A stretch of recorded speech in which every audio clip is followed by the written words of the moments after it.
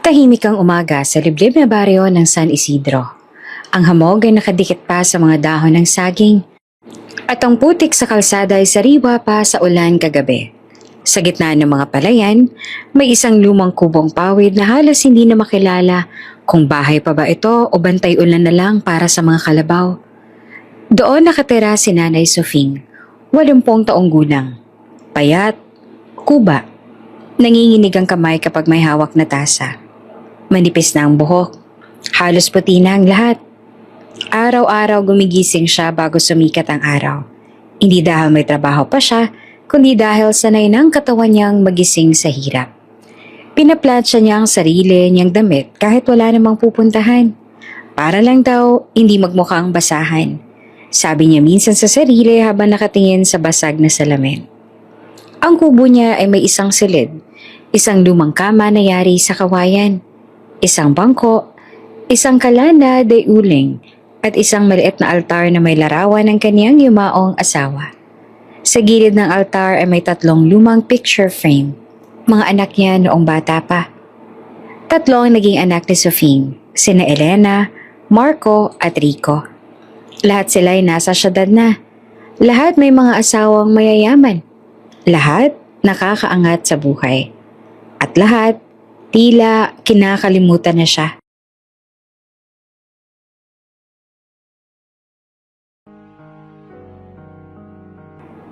Minsan, sa isang linggo pumupunta si Nanay Sofing sa dulo ng baryo para manghiram ng cellphone sa kapitbahay niyang si Aling Puring. Tatawag siya sa mga anak niya. Pero madalas, either unattended o cannot be reached. Busy daw sila. Palaging sinasabi sa kanya ni Aling Puring. Ngunit sa social media ng mga apo niya, kitang-kita niya ang mga party, mga resort, mga hotel, mga mamahaling sasakyan. May birthday, may anniversary, may bagong bahay, may bagong negosyo. Pero ni isang, "Ma, kamusta ka?" Wala siyang natanggap. Nung araw na yon, nakaupo si Sofing sa bangkong kawayan sa harap ng kubo. Hawak ang isang plastic na may lamang kaunting bigas. Bigay ng barangay kagabi. Nakatitig siya sa malayong kalsada, para bang may hinihintay. At tama nga siya. Isang puting SUV ang pumasok sa baryo. Malinis, makinang, halatang hindi bagay sa putik na dinadaraanan. Sunod-sunod na lumingon ang mga kapitbahay. Hindi uso ang ganong klaseng sasakyan sa lugar nila. Huminto ang SUV sa harap ng kubo ni Sofing. Bumukas ang pinto. Bumaba ang 3 tao. Si Elena, nakadamit pang opisina. Si Marco, nakapolo at relo na halatang mamahalin. Si Rico, naka-sneakers na parang hindi man lang nadumihan sa putik. Napahawak si Sofing sa dibdib niya. "Mga anak ko," bulong niya. Tumayo siya at nanginginig ang tuhod. Pilit na inaayos ang laylayan ng suot niyang lumang bestida. Lumapit siya ng dahan-dahan. "Ma," maikling sabi ni Elena. Walang yakap, walang halik sa noo, walang kamusta. Nagkatitigan silang 3 sa harap ng kubo. Saglit na tumingin sina Marco at Rico sa paligid. Parang nahiya, parang nandidiri, parang hindi komportable. "Ma, may sasabihin kami," sabi ni Marco at diretso ang tono. Natuwa sana si Sofing. Akala niya ay susunduin na siya. "Anak, isasama niyo na ba ako?" Mahina niyang tanong. Nagkatingin na naman ang 3 magkakapatid. Si Elena na ang umiwas ng tingin. "Ma," buntong hininga ni Marco. "Dito ka na lang muna." Napangiti naman si Sofing ng pilit. "Ah, dito muna. Kailan niyo ako kukunin?" Tahimik. Si Rico ang sumagot. "Ma, huwag ka na munang umasa." Nanlamig ang katawan ni Sofing. "Anong ibig mong sabihin?" Mahina niyang tanong. Lumapit si Elena ng isang hakbang. "Ma, hindi ka bagay sa mundo namin." Parang may sumabog sa dibdib ni Sofing. "Hindi ka sanay sa mga ganong lugar. Baka mapasama pang image namin." Dugtong pa ni Marco. "Tsaka baka mahirapan ka lang," sabi din ni Rico. "Mas mabuti na dumito ka na lang." Pinanghinaan ng tuhod si Sofing. Napasandal siya sa poste ng kubo. Anak, nanginginig ang boses niya. Kahit sa isa sa inyo lang, kahit sa kusina lang, tutulong ako. Walang sumagot. Ma, ayoko nang pahabain to. Biglang sabi ni Ellen. May mga pamilya na kami. May kanya-kanyang obligasyon. May reputasyon. Iyon ang salitang mas masakit pa sa sampal. Tumulo ang luha ni Sofing. Pinanganak ko kayo. Pinalaki. Pinaglaban. Hindi ba sapat yun? Tahimik ang tatlo. Ma, iiwanan ka namin ng kaunting pera. Sabi ni Marco sabay abot ng sobre. Para sa pagkain mo. Hindi naman hinawakan ni Sofing ang sobre. Hindi niya na marinig ang paligid. Para siyang nabingi. Pumasok ulit sa SUV ang tatlong magkakapatid. Umandar ang sasakyan at unti-unting lumayo. Nakatayo lamang si Sofing sa harap ng kubo. Hindi niya sinundan.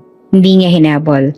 Nakatitig lang siya sa alikabok na iniwan ng sasakyan ng mga anak niya. Sa gabi iyon, walang ilaw sa kubo. Umuulan. Nakataob ang palanggana sa tabi ng kama para saluhin ang tumutulong tubig mula sa bubong. Nakahiga si Nanay Sofing sa kawayan. Yakap ang lumang kumot. Nanginginig sa lamig at sa sakit. Tahimik, walang text, walang tawag, walang kahit ano. Siguro, ito na talaga. Bulong niya sa sarili. Wala na akong silbi.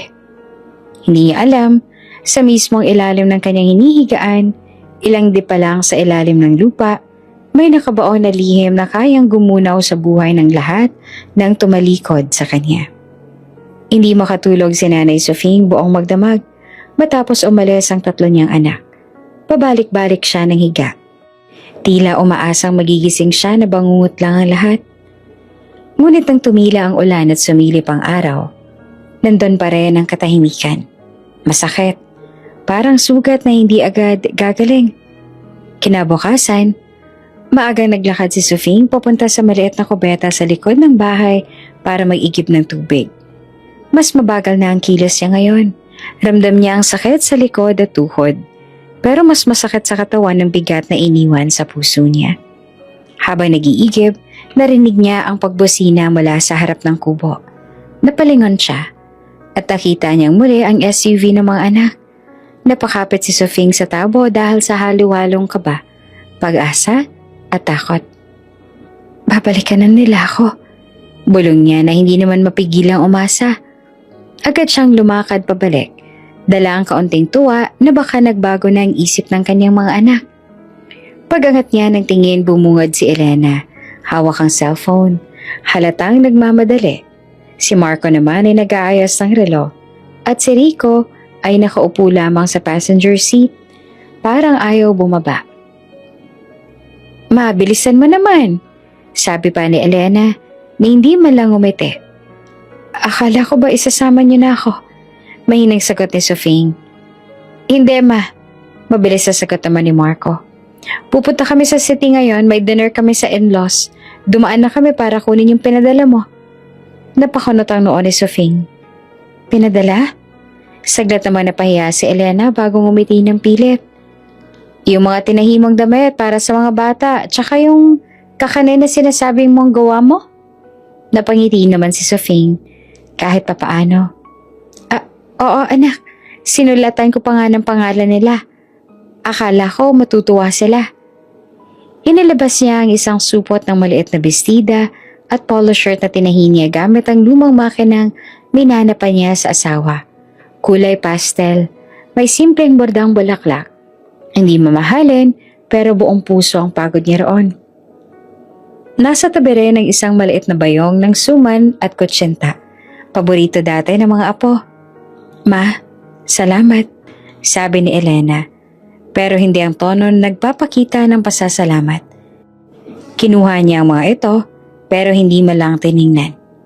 Tumabi si Marco sa atin niya at bumulong. Ngunit dinig ni Sofing ang bawat salita. Ma, next time, huwag ka nang gumawa ng ganito.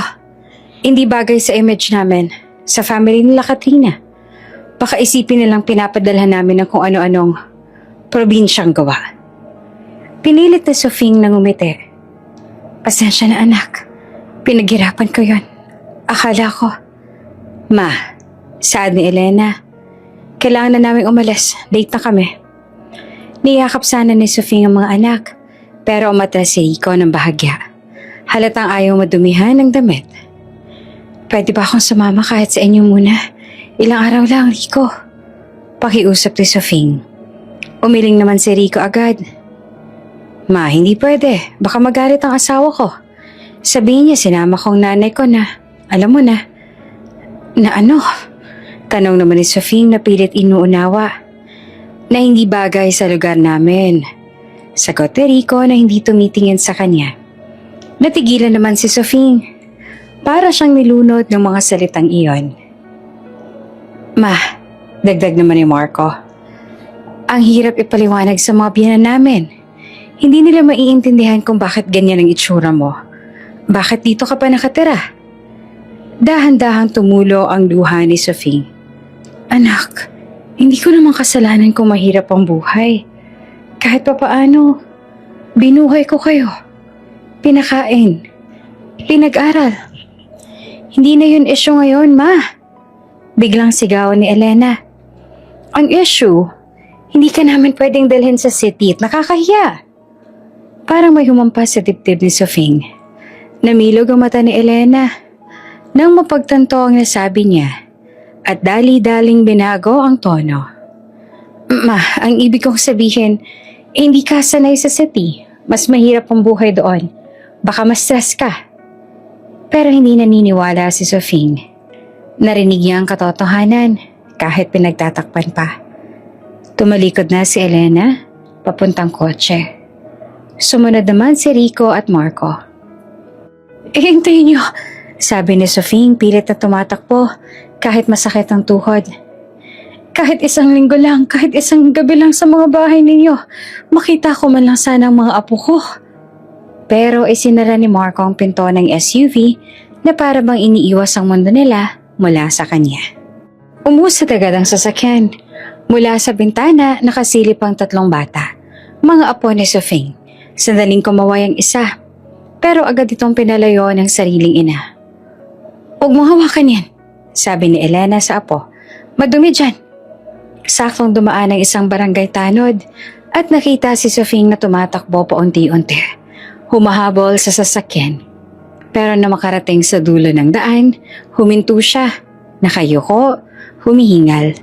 Nagmamadaling umalis ang SUV. Pero bago tuluyang makalabas ng baryo, huminto muna sa isang waiting shed. Doon, nakita ni na Aling Puring ang dapat nilang makita. Sa basurahan, tinapon ni Elena ang mga tinahing damit ni Sofing ni hindi man lang binuksan. Tinapon din ni Marco ang bayong na suman at konsinta. Ma, seryoso ka ba? Dadalhin natin to? Baka pagtawanan pa tayo ng mga in-laws, sabi ni Marco habang tinatapon ang supot. Hindi bagay mga ganitong regalo sa mga anak natin, sagot pa ni Elena. Tingnan mo naman pang probinsyang amoy. Natawa pa si Rico. Kahit na libre pa to, hindi ko ipapakita sa pamilya ni Leia. Baka sabihin pa tapo ng pinanggalingan namin. Saktong napadaan ng isang tricycle at natanaw ang laman ng basurahan at napailing na lang siya. Sa likod nakita nila si Nanay Sofing. Nakayuko, hindi alam ang ginawa ng mga anak. Pag-uwi niya sa kubo, nag-ayos siya ng higaan. Naglagay ng tubig sa paso at nagdasal. Umaasang baka magbago pa ang puso ng mga anak. Hindi niya alam na pati ang regalo niya mula sa puso ay tinuturing ng mga anak niyang basura. At mas hindi niya alam, sa ilalim ng kubong iyon na akala ng mga anak ay walang halaga, nakabaon ang yaman na magpapayanig sa buong lalawigan. Pagkaalis ng SUV ng kanyang mga anak, muling nalubog sa katahimikan ng paligid.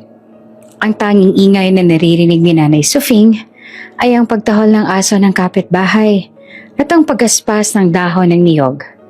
Parang lumaki ang espasyo sa maliit niyang kubo. Mas malungkot, mas malamig, mas walang laman. Naupo siya sa kawayan niyang kama. Sobrang lambot ng sahig sa ilalim. Tandaan ang pagkabulok ng lumang kahoy. Habang nagpapahinga ang mga tuhod niya nanginginig, napatingin siya sa lumang altar kung saan nakalagay ang larawan ng yumaong asawa niyang si Manuel. Manuel, kung nandito ka lang. Bulong niya habang pinupunasan ng ikalikabok sa picture frame. Nakatawa sa larawan si Manuel. Suot ang lumang sombrero habang nakayakap sa balikat ni Sofing noong dalaga pa siya. Simple lang ang buhay nila noon, pero puno ng pagmamahal. Walang yaman, walang kotse, walang mansyon, pero buong puso ang bawat araw. Dahil sa sobrang lamig sa loob ng kubo, nagpa siya si Sofing na magpakulo ng tubig. Kumuha siya ng kalan, naghanda ng kahoy, at dahan-dahang tinapat ang posporo. Kailangan pa niyang iunat ang likod at hawakan ng dingding para hindi matumba. Habang hinihintay niyang kumulo ang tubig, napatingin siya sa paligid ng kubo. Mula sa lumang mesa hanggang sa bitak-bitak na dingding, puno ng alaala ang bawat sulok. At unti-unting bumabalik sa isip niya ang mga hirap na dinaanan niya para sa kanyang mga anak. Nung bata pa sina Elena at Marco at Rico, halos araw-araw nagtatabas ng tela si Sofing para may pambaon sila sa eskwela. Kahit wala silang pera para sa bagong uniforme. Nananahi siya ng mga lumang telang bigay ng kapitbahay. Gumagawa siya ng sariling palda, sariling polo, sariling panyo. Lahat gamit ang maliit na makinang nakuha pa nilang mag-asawa sa ukay. Ma, bakit hindi tulad ng mga classmates namin ang suot namin? Tanong ni Elena. Ngumiti lamang si Sofing. Basta malinis at maayos anak, ang mahalagay masaya kayo sa school. Hindi niya sinabi pero ilang beses siyang nagtahi hanggang madaling araw para lang matapos ang uniforme bago magsimula ang pasukan. Kapag wala silang pang-ulam, pumupunta si Sofing sa bukid para mamulot ng gulay na tinapon na ng mga magsasaka. Kapag wala silang bigas, pumipila siya sa barangay hall para makakuha ng 1 kilong ayuda. Kapag wala silang pera para sa project, naglalakad siya sa ibang sityo para maglaban ng damit ng iba, kapalit ng barya. Bakit mo sinusunod ang lahat, Sofing? Tanong noon ni Manuel sa kanya. Para sa mga bata. Sagot niya, gusto ko maranasan nilang mga bagay na hindi ko naranasan. Habang lumalalim ang gabi, mas lumilinaw ang alaala ni Sofing tungkol sa kanyang asawa. Nung wala pa silang 3 anak, nagtrabaho si Manuel bilang karpentero. Hindi malaking pera pero sapat na para sa simpleng buhay. May mga araw na umuwi siya na may sugat sa braso. Mahiwa sa kamay, pero hindi siya nagrereklamo. Lagi niyang sinasabi, basta may ulam ang pamilya ko, sapat na. Hindi rin alam ni Sofing na nagtaglay ang asawa ng malaking lihim. Pero hindi pa niya nalalaman iyon sa puntong ito. Ang alam lang niya, si Manuel ay mabait, masipag at handang isakripisyo ang lahat. Isang gabi nung bata pa si Marco, mataas ang lagnat nito at walang pambili ng gamot. Wala silang pera, wala silang laman sa bulsa, wala silang kapamilya na masasabihan. Kaya ang ginawa ni Manuel, napilitan siyang ibenta ang tanging singsing ng nanay niya. Isang bagay na matagal niyang pinakaiingatan. Tinago niya ang sakit, ngumiti lang kay Sofing. Basta gumiling si Marco, sabi niya. Importante ang buhay ng anak natin. At gumaling nga ang bata. Habang hinihipan ni Sofing ang kumukulong tubig, napangiti siya ng bahagya habang nagbabalik tanaw. Kahit hirap ang buhay nila noon, masaya sila. Buo ang pamilya. Walang pag-iwas, walang hiya, walang pagtaboy. Pero ngayon, kahit tumanda siya at kahit ibinigay niya ang lahat ng kaya niya nung bata pang mga anak, parang wala ring halaga sa kanila ang lahat. Naglakad si Sofing papunta sa labas ng kubo. Dala ang lumang tabo ng mainit na tubig. Umupo siya sa maliit na papag. Pinanood ang palayan. Habang nakaupo siya, naramdaman niya ang unti-unti nang lumalakas ang hangin. Parang may paparating na hindi niya maipaliwanag. Parang may gumagalaw sa lupa. Pero hindi niya ito inisip. Mas inisip niya ang kalungkutan sa puso niya. Pumunta siya ulit sa altar at hinaplos ang larawan ni Manuel. Manuel, sana andito ka. Bulong niya. Kung alam mo lang, iniwan ako ng mga anak natin. Parang tumama ang hangin sa mukha niya at bigla siyang napatigil. Noong araw na namatay si Manuel, nagsalita ito habang nakahiga sa lumang kama. Sofing, kung sakaling mahirapan ka, may iniwan ako para sa'yo. Pero darating ang araw, ikaw ang pipili kung anong mas mahalaga, kung yaman o ang puso. Hindi niya naiintindihan noon. Akala niya pamamaalam lang. Hindi niya alam na may literal na iniwan na nakabaon sa mismong ilalim ng kubong iyon. Nang pumikit si Sofing, may mahina siyang narinig na parang pagbagsak ng lupa. Parang may kumaluskos sa ilalim ng sahig. Pero dahil mahina na rin ang pandinig niya, hindi niya na ito pinansin. Para sa kanya, lahat ng ingay ay dulot lang ng hangin o ng matandang kahoy na halos bumigay na. Ngunit kung sana'y tumingin siya ng mabuti sa bitak ng sahig, makikita niyang may bahagi na bahagyang lumulubog. Senyales na may matigas na bagay na tinamaan ng lupa sa ilalim. Hindi niya alam. Ang kubong akala ng mga anak ay walang kwenta ay nagtatago ng kayamanang hindi niya minsan hiningi, hindi niya minsan inasam at hindi niya kailanman pinangarap. Isang kayamanan na magbabago ng lahat. 3 araw nang lumipas mula nang iwan si Nanay Sofing ng kanyang mga anak. 3 araw na walang tawag. Walang text, walang hiwalay man lang na kamusta. Sa 3 araw, doon na tuluyang bumigay ang katawan niya. Mula umaga pa lang masakit na ang ulo niya. Mabigat ang pakaramdam. Para bang hinihila siya pababa ng sariling katawan. Pinilit pa rin niyang bumangon mula sa kawayan niyang kama. Pero agad siya napaupo dahil sa hilo. Iyak ka na. Mahina niyang bulong habang hawak ang noo. Ginapang ang sarili papunta sa kalan. Kinuha ang maliit na kaldero at isinaboy ang natitirang bigas. Isang dakot lang. Dinagdagan niya ng maraming tubig para magmukhang marami. Iyon ang magiging pagkain niya para sa maghapon. Habang hinihintay niyang kumulo ang lugaw, nakaupo siya sa bangko. Mahina ang paghinga. Ramdam niya ang panginginig ng mga kamay niya. Ramdam niya ang panlalambot ng katawan. Para siyang nauubos unti-unti. Pagkakulo ng lugaw, nagsalin siya sa isang mangkok. Wala siyang ulam, wala siyang asin. Kaya kumuha na lang siya ng tirang talbos ng kamote at inilaga pa kahapon. Lugaw at gulay. Iyon ang buong pagkain ng isang araw. Habang kumakain, napapatigil siya paminsan-minsan. Nawawalan siya ng gana. Hindi sa wala siyang gutom kundi dahil may babigat sa loob niya na mas masakit pa kaysa sa sikmura. Tumahimik ang paligid. Tanging patak ng tubig sa bubong ang naririnig. Matapos kumain ng kaunting lugaw, inilapag niya ang mangkok. Hindi niya na kayang ubusin. Tumayo sana siya para mag-igib ng tubig, pero biglang umikot ang paningin niya.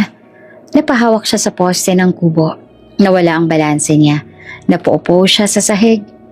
Parang nahihilo ako. Bulong niya. Sinubukan niyang bumangon ulit, pero bumagsak ulit siya sa sahig. Umiikot ang paningin. Ang dibdib niya ay parang may mabigat na nakadagan. Hindi niya alam kung ilang oras siyang nanatili nakaupo sa sahig. Nakapikit lang siya. Pilit ang paghinga. Sa gitna ng paghihirap niya, wala ni isang anak na nakaramdam. Sa lungsod, nagtitipon-tipon ang 3 magkakapatid sa isang malaking mansyon. May handaan, may catering, may live band, may mamahaling alak. Anniversary ng pamilya ng biyenan ni Elena. Nakasuot ng magarang gown si Elena. Makintab ang mga alahas niya. Si Marco ay nakasuot ng coat. Si Rico ay abalang kumakausap ng mga negosyanteng kaibigan ng biyenan. Cheers! Sigaw ng isa sa mga bisita. Tumagay ang lahat. Natawa si Elena. Buti na lang dito tayo. Stress na ako kay mama last time. Napatingin pa si Marco. Hayaan mo na, ando naman na siya sa probinsya. Tahimik na buhay, wala nang sorbo. Nako, sabat ni Rico. Buti nga iniwan na lang natin to. Hindi siya babagay dito. Lalo na't marami na namang bisita ngayon. Walang ni isa sa kanila ang nagmungkahi na tawagan ng ina. Walang nagtanong kung may kinakain ba siya. Walang nag-alala kung may sakit ba siya. Sa gitna ng kasiyahan, nag-selfie pa silang magkakapatid. May caption, Family Night, Blessed. Habang si Nanay Sofing nag-iisa sa kubo, nanginginig sa lamig at lagnat. Pagdating ng gabi sa baryo, bumaba na ang temperatura. Malamig ang hangin. Mahinang ulan. Basang-basa ang lupa sa paligid ng kubo. Nahiga si Sofing sa kawayan niyang kama. Yakap ang lumang kumot. Nanginginig ang buong katawan niya. Ramdam niya ang init ng ulo at leeg niya. Para siyang nilalagnat ng todo. Anak, kahit tawag lang. Pabulong niya ang sambit. Pinilit niyang bumangon para kunin ang luma niyang cellphone na bihira namang gumana. Nanginginig ang kamay niya habang sinusubukan niyang pindutin ang pangalan ni Elena. Calling, walang sagot. Tinawagan niya si Marco. Calling, wala rin. Tinawagan niya si Rico. Calling, biglang nanghina ang kamay niya. Nahulog ang cellphone sa sahig. Wala. Wala siyang anak sa gabing yon. Wala siyang inaasahang darating. Wala siyang masasandalan. Sa sakit ng ulo at dibdib, napapikit na lang siya. Halos hindi niya maramdaman ang paligid. Ang tanging pumapasok sa isip niya lang ay ang alaala ng mga anak nung bata pa, na ngayon ay tila mga estrangherong hindi niya nakilala. Kinabukasan, hindi na nakabangon si Sofing.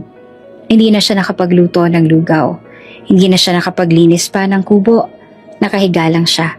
Pawis na pawis kahit malamig ang paligid. Naalala niya ang huling sinabi ni Marco bago umalis. Magpadala na lang kami minsan ng pera.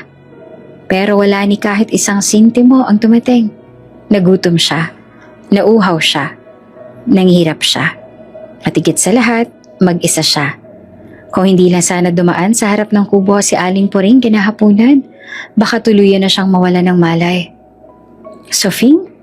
Tawag ni Aling Puring, walang sagot. Kaya pumasok ito sa kubo at nadatan si Sofing na halos hindi na makadilat. Ay Diyos ko, may sakit ka na naman. Tinulungan siya nitong uminom ng tubig. Binigyan siya ng kaunting sabaw. Iyon ang tanging init na nararamdaman niya mula sa ibang tao sa mga araw na yon. Hindi sa mga anak, sa isang kapitbahay pa. Sa baryo, isang matandang babaeng nangihina sa gutom at sakit. Samantalang sa syudad, 3 anak ang kumakain sa buffet. Sa baryo, may kubong malamig at tahimik. Sa syudad, may mansyong maliwanag at maingay sa kasiyahan. At sa pagitan ng dalawang mundong yon, isang ina ang unti-unting nauubos, habang kanyang mga anak ay tila lalong nabubusog sa limot. Mahimbing man ang katawan ni Nanay Sofing sa kama, magulo naman ang kanyang isip. Sa pagitan ng lagnat at pagod, pabalik-balik sa panaginip niya ang mukha ng kanyang asawa, si Manuel. Sa una malabo ang anyo nito. Ngunit habang tumatagal ang panaginip, mas nagiging malinaw ang bawat detalye. At doon, unti-unting bumabalik ang mga alaala ng isang lihim na matagal nang ibinao ng panahon. 20 taong gulang pa lamang si Sofing noon. Payat, mahinin at laging nakayuko kapag naglalakad sa baryo. Kilala siya bilang masipag sa bukid at mabait sa matatanda. Wala siyang ibang pangarap noon, kundi ang magkaroon ng sariling maliit na pamilya. Isang umaga, habang naglalabas siya sa ilog, may isang lalaking dumating sakay ng kabayo. Nakaputi ang suot, maayos ang postura, at halatang hindi taga doon. Si Manuel yon. Nagulat si Sofing nang tanungin siya nito kung saan ang daan papunta sa lumang kapilya. Hindi siya sanay kausapin ng mga lalaking ganyan ang anyo. Malinis, edukado, at may kakaibang tindig. Pero itinuro pa rin niya ang daan. Maraming salamat, sabi ni Manuel sabay ngiti. Mula noon madalas na siyang dumadaan sa baryo. Laging may dahilan. Minsan bibili ng gulay, minsan magtatanong tungkol sa sakahan, minsan magdadala ng gamit sa kapilya. Hanggang sa isang araw, direkta na siyang nagsabi, Sofing, pwede ba kitang ligawan? Natigilan ng dalaga noon. Siya ay isang simpleng probinsyana. Liligawan ng isang lalaking tila galing sa ibang mundo. Ngunit sa huli pinayagan niya rin. Sa mga sumunod na buwan, mas nakilala niya si Manuel. Hindi ito hambog, hindi ito mayabang. Marunong itong makipag-usap sa mga magsasaka. Marunong itong tumulong sa pagbubuhat ng ani. Marunong itong maglinis ng bakuran. At higit sa lahat, marunong itong tumupad sa salita. Isang araw, inanyayahan ni Manuel si Sofing sa bahay nila sa kabilang bayan. Doon palang nalaman ni Sofing ang katotohanan. Malaki ang bahay, may bakuran, may mga katulong, may sasakyan sa garahe. At doon din niya nakilala ang mga magulang ni Manuel, mga taong may impluensya, may lupa, at kabilang sa pinakamayayamang angkan sa lalawigan. Nang makita ni Sofing agad na nagbago ang ihip ng hangin. "Ano to, Manuel?" tanong ng ina nito. "Siya ba ang sinasabi mong babae?" "Opo, ma," sagot naman ni Manuel. "Si Sofing po, ang gusto kong pakasalan." Nanigas si Sofing sa kinatatayuan niya. "Hindi pwede," malamig na sagot naman ng ama ni Manuel. "May nakalaan ka ng mapapangasawa. Anak ka ng malaking pamilya. Hindi ka pwedeng magpakasal sa isang walang-wala." Yukuman ni Sofing ang ulo niya noon. Naririnig pa rin niya ang bawat salitang parang kutsilyong bumaon sa kanya. "Wala siyang maibibigay sa'yo, puro kahirapan lang." Tumayo si Manuel sa gitna ng sala at buong tapang na nagsalita. "Kung kahirapan ang kapalit ng pag-ibig ko kay Sofing, tatanggapin ko yon." Nagulat ang lahat. "Handa akong iwan ang lahat." Dagdag niya. "Ang yaman, ang apelyido, ang pangalan ng angka natin. Lahat iiwan ko, basta makasama ko siya." Nanlaki ang mata ng mga magulang niya. "Pero wala kang mapapala sa kanya," sigaw ng kanyang ina. Ngunit hindi umatras si Manuel. Hindi nagtagal, iniwan ni Manuel ang kanyang pamilya. Ibinigay niya ang lahat ng karapatan niya sa mga ari-arian. Iniwan niya ang pagkakataong maging tagapagmana. Tumalon siya sa marangyang buhay. Wala siyang dinala kundi ang kasuotang-suot niya at isang lumang bag. Nagpakasal sila ni Sofing sa maliit na simbahan sa baryo. Walang handaan, walang bisita mula sa kabilang pamilya. Iilan lang ang saksi, mga kapitbahay, mga kaibigan sa bukid. Ngunit masaya sila. "Hindi kita pagsisisihan," sabi ni Manuel kay Sofing matapos ang kasal. "At ako rin," sagot naman ni Sofing habang naiiyak sa tuwa. Sa maliit na kubo nagsimula ang buhay mag-asawa ni Sofing at Manuel. Walang pera pero may pagtutulungan. Walang luho pero may respeto. Walang marangya pero may katahimikan. Nang dumating ang unang anak, si Elena, si Manuel mismo ang nagkarga sa kanya mula sa hilot. Nang sumunod si Marco at si Rico, ganun din. Nagtrabaho ng husto si Manuel bilang karpentero at minsan bilang katiwala sa maliit na hasyenda. Si Sofing naman ay nagtatahe, naglalabada, nag-alaga ng mga bata. Minsan tinanong ni Sofing si Manuel, "Hindi ka ba nagsisisi na iniwan mo ang pamilya mo?" Ngumiti lamang si Manuel. "Hindi," sagot niya. "Mas mayaman ako ngayon kaysa noon. Kasi may pamilya na ako." Hindi alam na Sofing na bagamat iniwan ni Manuel ang formal na karapatan sa yaman ng angkan nila, may mga bagay itong itinabi ng tahimik. Mga bagay na hindi niya ginamit kailanman para sa sarili, kundi tinago para sa oras ng matinding pangangailangan. At hindi rin alam ni Sofing na may isang desisyong gagawin si Manuel sa huling bahagi ng buhay nito. Isang desisyong mag-uugnay sa kubong tinitira nila sa isang lihim na babago sa kapalaran nilang lahat. Sa panaginip ni Nanay Sofing, nakita niya si Manuel na nakatayo sa gilid ng kubo. Nakatingin ito sa kanya na parang may gustong sabihin. Ngunit nang subukan niyang lapitan, unti-unti itong naglaho. Nagising si Sofing na may luha sa mata. Hindi pa niya alam na ang mga alaala ng kanyang asawa ay unti-unti nang naglalapit sa kanya. Sa isang katotohanang matagal nang nakabaon sa ilalim ng lupa. Isang katotohanang magpapabaligtad sa mundo ng mga anak niyang tumalikod sa kanya. Mahina pa rin ang pakiramdam ni Nanay Sofing kinabukasan. Pero kahit na nangihina, pinilit niyang bumangon para magwalis sa harap ng kubo. Hindi dahil kailangan, kundi dahil sanay na siyang may ginagawa. Sa edad niya, ang pag-upo lang ng matagal ay parang naghahatid na ng mas malalim na lungkot. Habang nagwawalis, bigla siyang natigilan nang makita ang isang bahagi ng lupa na parang bahagyang lumubog. Hindi niya iyon pinansin nung una. Iniisip niyang baka dahil lang sa ulan. Pero may kakaibang hugis sa pagkakalubog. Parang pantay. Parang may bagay na malapad sa ilalim. Napatigil siya, pero hindi niya pa rin binigyan ng malalim na kahulugan. Pero kung alam lang niya, ang bahaging iyon ang eksaktong lugar kung saan ilang taon bago pumanaw may ginawa ang kanyang asawa. Isang lihim na hindi niya kailanman na ipagtapat. Ang pagbalik tanaw sa huling taon ni Manuel. Noong kasagsagan ng trabaho ni Manuel bilang karpentero, nagkaroon siya ng kakaibang sakit. Madalas siyang inuubo, madaling mapagod, pero hindi ito sinabi kay Sofing. Ayaw niya itong mag-alala, lalo na't marami pa siyang planong gawin para sa pamilya niya. Isang gabi habang tulog si Sofing at ang mga bata, lumabas si Manuel ng kubo. Bitbit niya ang isang maliit na lampara at isang sako na mabigat. Hawak-hawak niya ang ilang peraso ng gold bar na nakabalot sa lumang tela. Hindi iyon ordinaryong yaman.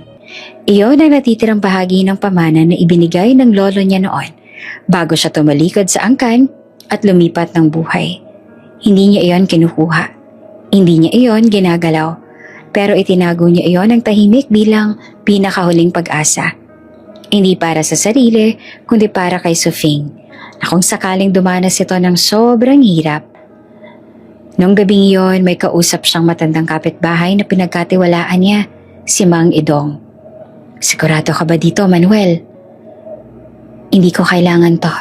Si Sofing lang ang dapat makinabang kapag wala na ako.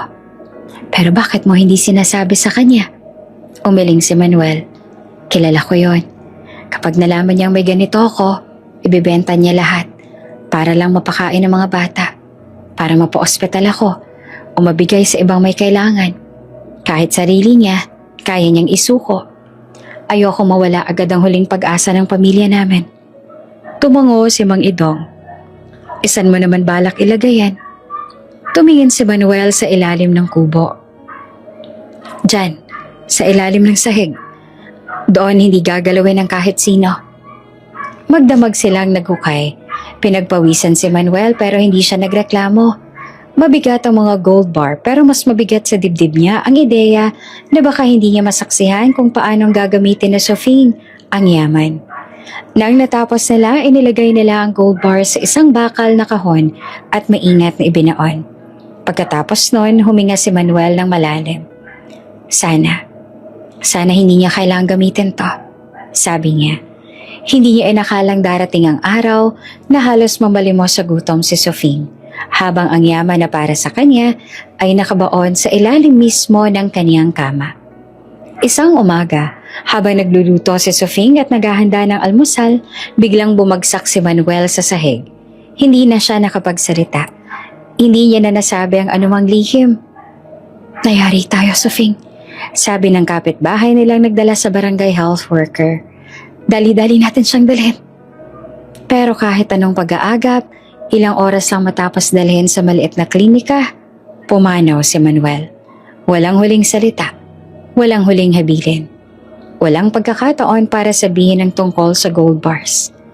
Kinabukasan umupo si Sofing sa tabi ng kabaong. Hindi matahimik ang puso. Hindi niya alam kung bakit parang may hindi natapos si Manuel. Kung bakit nung mga huling araw nito ay laging may tinitingnan ng sahig ng kubo. O bakit minsan ay parang may iniisip itong mabigat. Ngunit dahil abala siya sa pag-aalaga ng 3 maliit na anak at sa pagbangon mula sa pagpanaw ng asawa, hindi niya na binigyan ng malalim na pag-iisip ang lahat. Ngayon, habang nakaupo si Nanay Sofing sa papag at pinagmamasan ang kubong halos bumibigay na sa kalumaan, parang naramdaman niyang muling dumaan ang presensya ni Manuel. Parang naririnig niya ang boses nito nagsasabing, "May iniwan ako para sa'yo, Sofing." Napatigil siya, napatingin sa lumubog na bahagi ng lupa. Pero dahil mahina ang katawan, hindi niya magawang lumapit. Wala rin siyang ideya na may nakabaon doon. Para sa kanya, ang bawat bahagi ng kubo ay simpleng kawayan at lupa lamang. Lumapit siya sa dingding at huminga ng malalim. "Kung nandito ka lang, Manuel," balong niya, "hindi siguro ganito kahirap ang buhay." Umupo siya pabalik sa kama at napangiti ng mahina. "Naiwan mo man ako hindi nagsasalita, pero alam kong mahal mo ako hanggang huli." Sa mga sumunod na araw, lalo pang hihina ang kubo. Lalo pang lumulubog ang sahig. At lalo pang nalalapit ang araw na mabubunyag ang lihim na matagal nang nakabaon sa lupa.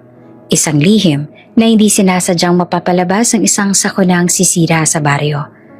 Hindi alam ni Sofing na ang yaman na ibinuo ng asawa niya bilang pinakahuling pag-asa ay magiging dahilan ng pagbaligtad ng mundo ng mga anak niyang tumalikod sa kanya at magiging huli na para sa kanila kapag nalaman nila. Maaga pa lamang ay mabigat na ang hangin sa baryo ng San Isidro. Makulimlim ang langit, kulay abo ang mga ulap na parang mabibigat na batong nakasapit sa itaas. Tahimik ang paligid. Isang uri ng katahimikan nagsasabing may paparating na masama. Si Nay Sofing ay nakaupo sa bangko sa harap ng kubo. Hawak niya ang lumang kumot, nakabalot sa balikat niya. Masama pa rin ang pakiramdam niya mula sa lagnat na ilang araw nang hindi tuluyang bumababa. Narinig niya ang anunsyo mula sa barangay tanod na dumaan sa kalsada. May paparating na bagyo, lahat po ay maghanda, posibleng bumaha. Napatingin si Sofing sa langit. Sanay na siya sa bagyo. Ilang dekada na siyang nakatira sa baryo, pero iba ang kutob niya ngayong araw. Mas mabigat, mas tahimik. Pinilit niyang pumasok sa kubo at isara ang kahoy na bintana. Kinandado niya ang pintuan kahit alam niyang kung gugustuhin ng hangin, kayang-kaya nitong wasakin ang sirang tabla. Habang papalapit ang tanghali, unti-unti nang bumuhos ang ulan. Sa una ay mahinahon lang, patak-patak sa bubong, hanggang sa biglang lumakas ang hangin. Kumalabog ang mga yero ng kapitbahay. Pumalo ang ulan sa dingding ng kubo na parang libo-libong maliliit na bato. Nanginginig ang buong kubo. Napatitig si Sofing sa gitna ng silid. Napatakip siya sa dibdib niya. Diyos ko, malakas ito. Bulong niya. Habang lumalakas ang ulan, unti-unti ring tumataas ang tubig sa paligid ng kubo. Sa labas, rumaragasa ang putik mula sa mataas na bahagi ng baryo. May mga sangat basura na inanod ng baha. Si Sofing ay nag-iisa. Walang anak, walang kaanak, walang maglilipat sa kanya. Lumapit siya sa bintana at sinilip ang kalagayan sa labas. Naririnig niya ang sigawan ng ilang kapitbahay na naglilipatan na sa mataas na lugar. May mga batang umiiyak. May mga asong tahol ng tahol, pero walang kumakatok sa kanyang pintuan. Walang nagtatanong kung kaya pa ba niyang mag-isa. Pagdating ng hapon, lalo pang lumakas ang bagyo. Umuga ang buong kubo sa bawat hampas ng hangin. Tumatama ang mga sanga ng puno sa bubong. May bahagi ng kisame na biglang bumigay. Bumagsak ang ilang peraso ng yelo at kawayan sa sahig. Napatili si Sofing sa gulat.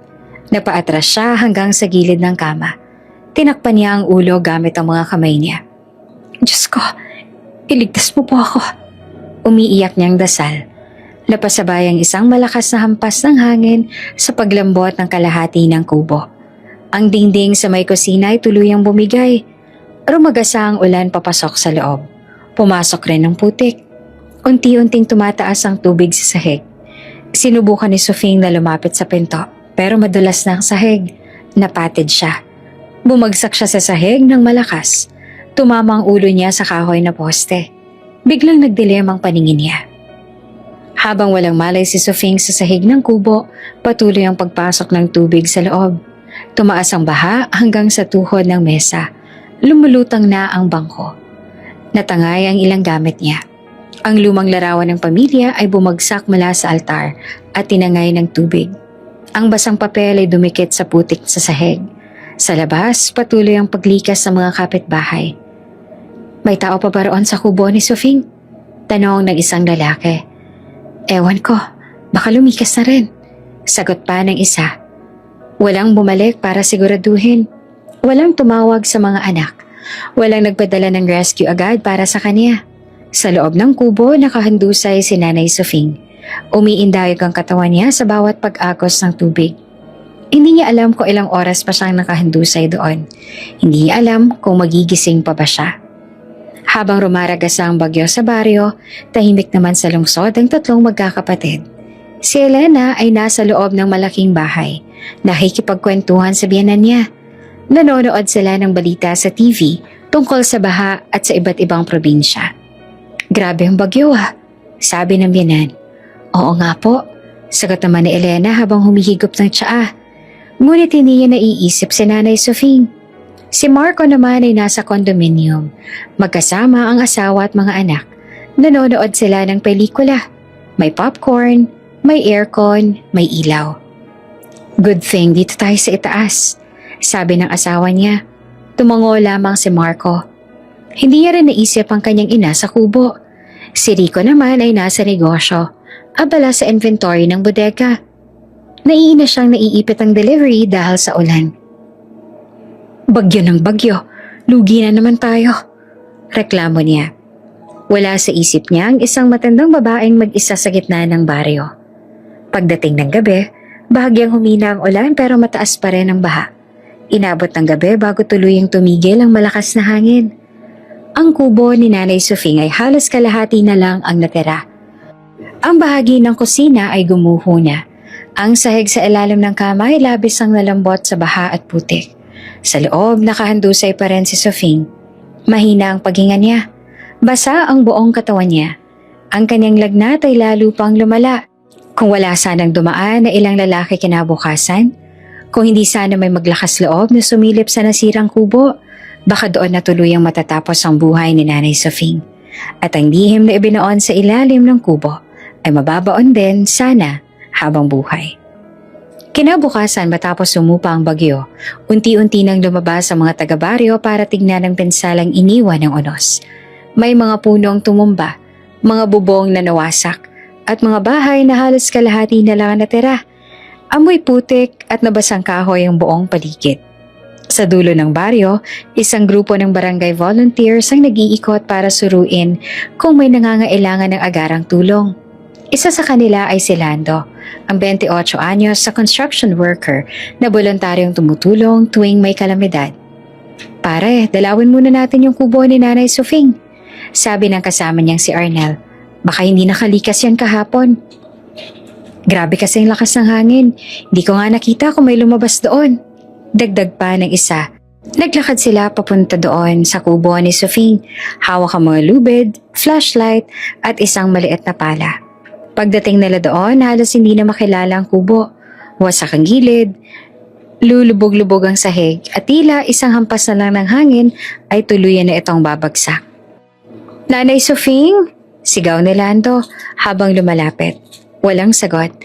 Nanay, andito na po kami, barangay rescue po. Mabilis siyang tumakbo papasok ng kubo. At doon nila nakita si Nanay Sofing, nakahandusay sa sahig, basa, nanginginig kahit walang ulap sa langit. Nanay? Sigaw ni Arnel agad na lumapit. Buhay pa po ba? Namutla si Lando nang maramdaman niyang humihinga pa ito. Oo, pero mahina. Dali, tulungan natin. Kailangan natin siyang ilipat, delikado dito, sabi ni Lando. Kinuha nila ang lumang kumot at ginawang pansamantalang stretcher. Maingat nilang binuhad si Sofing palabas ang kubo. Habang ginagawa nila iyon, narinig ni Lando ang tunog ng lupa na parang bumibitak. Pare, kailangan nating patibayin to, sabi niya. Kung babagsak ang kubo, wala na tayong mababalikan. Tumango naman si Arnel. Simulan na natin. Bago pa man may humabol na baha.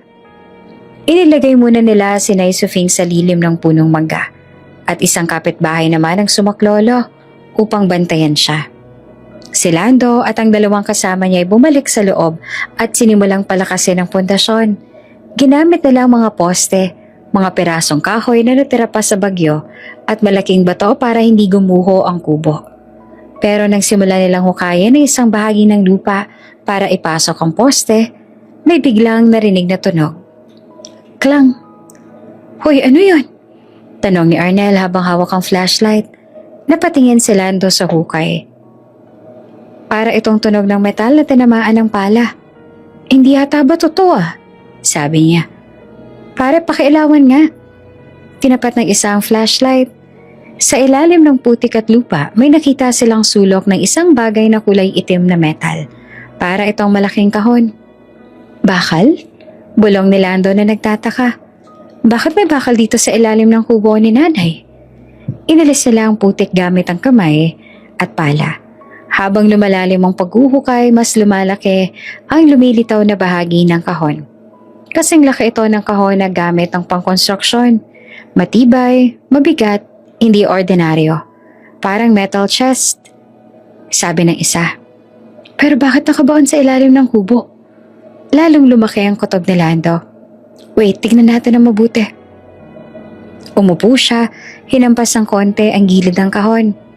Mabigat ang tunog, solid, walang pagkakalawang. Hindi to basta lalagyan. Mukhang dati pa to na nakalibing. Nagkatinginan ng mga volunteer. Baka gamit ng lumang may-ari yan, tanong ni Arnel. Pero si Nanay Sofing naman na nakatira dito mula pagkabata ng 3 anak niya. Sagot ni Lando. Kung may ganito, bakit hindi niya alam? Lumalim ang paghuhukay. Unti-unti, lumitaw ang buo nitong hugis. May lock sa harap. May ukit na lumang disenyo sa gilid, hindi pangkaraniwang kahon. Hindi to kahon ng mga gamit. Hindi to kahon ng damit. Kahit saan mo tingnan, para itong kahon ng yaman. Lando, bulong ng isa sa kanila. Halatang kinabahan. Hindi kaya may laman to? Huminto si Lando. Pinunasan niya ang noo niya. Tiningnan niya ulit ang kahon. Hindi natin pwedeng buksan to, sabi niya. Hindi atin to. Pagmamayari ni Nanay Sofing ang lupa at ang kubo. Kailangan natin siyang gisingin bago galawin to. Pero habang sinasabi niya iyon, ramdam niya rin ang pagpintig ng kaba niya. Ang tanong na kanina pa sumisingit sa isip nila ay nagiging mas malinaw. Ano ang laman ng kahon? Habang abala ang mga volunteer sa paghuhukay, may ilang kapitbahay ang lumapit. Ano yan? Bakit may kahon dyan? Baka gamit lang na nalibing dati. Pero bakit metal? At bakit ang bigat? Unti-unting nagkagulo ang paligid. Dumami ang tao sa paligid ng kubo. Tiningnan ang kahon na parang isang bagay na hindi nila inaasahan. Si Aling Puring na nag-aalaga kay Sofing sa ilalim ng puno ay napatingin din. Baka alam niya ng asawa niya, sabi niya. Baka may iniwan si Manuel noon. Pero hindi niya tinuloy ang sasabihin. Naalala niyang wala nang ang pagkakataong sabihin ni Manuel ang anumang lihim bago ito namatay. Sa puntong yon, si Nanay Sofing ay unti-unti nang nagising. Nanlalata pa rin ang katawan niya. Nanginginig ang kamay niya. Ano nangyayari? Mahina niyang tanong. Lumapit si Aling Puring. Sofing, huwag ka munang tumayo. May nahanap lang mga volunteer sa ilalim ng kubo mo. Nagulat naman si Sofing. Nahanap? Anong nahanap? Tinutukan niya ang kubo ng kanyang mata. At doon niya nakita ang mga tao. Nakapalibot sa isang malaking hukay. Pinilit niyang tumayo. Lumapit at nakahawak sa braso ni Aling Puring. At nang makita niya ang malaking kahon, para siyang nabingi. Napapikit siya. Mabilis ang tibok ng kanyang puso. Manuel, balong niya sa sarili. May iniwan ka nga talaga. Ngunit hindi pa buo ang katotohanan yon. Hindi pa nila alam ang laman. Hindi pa nila alam ang bigat ng yaman. Hindi pa nila alam na ang kahong nakita nila ay hindi basta-basta lumang kahon.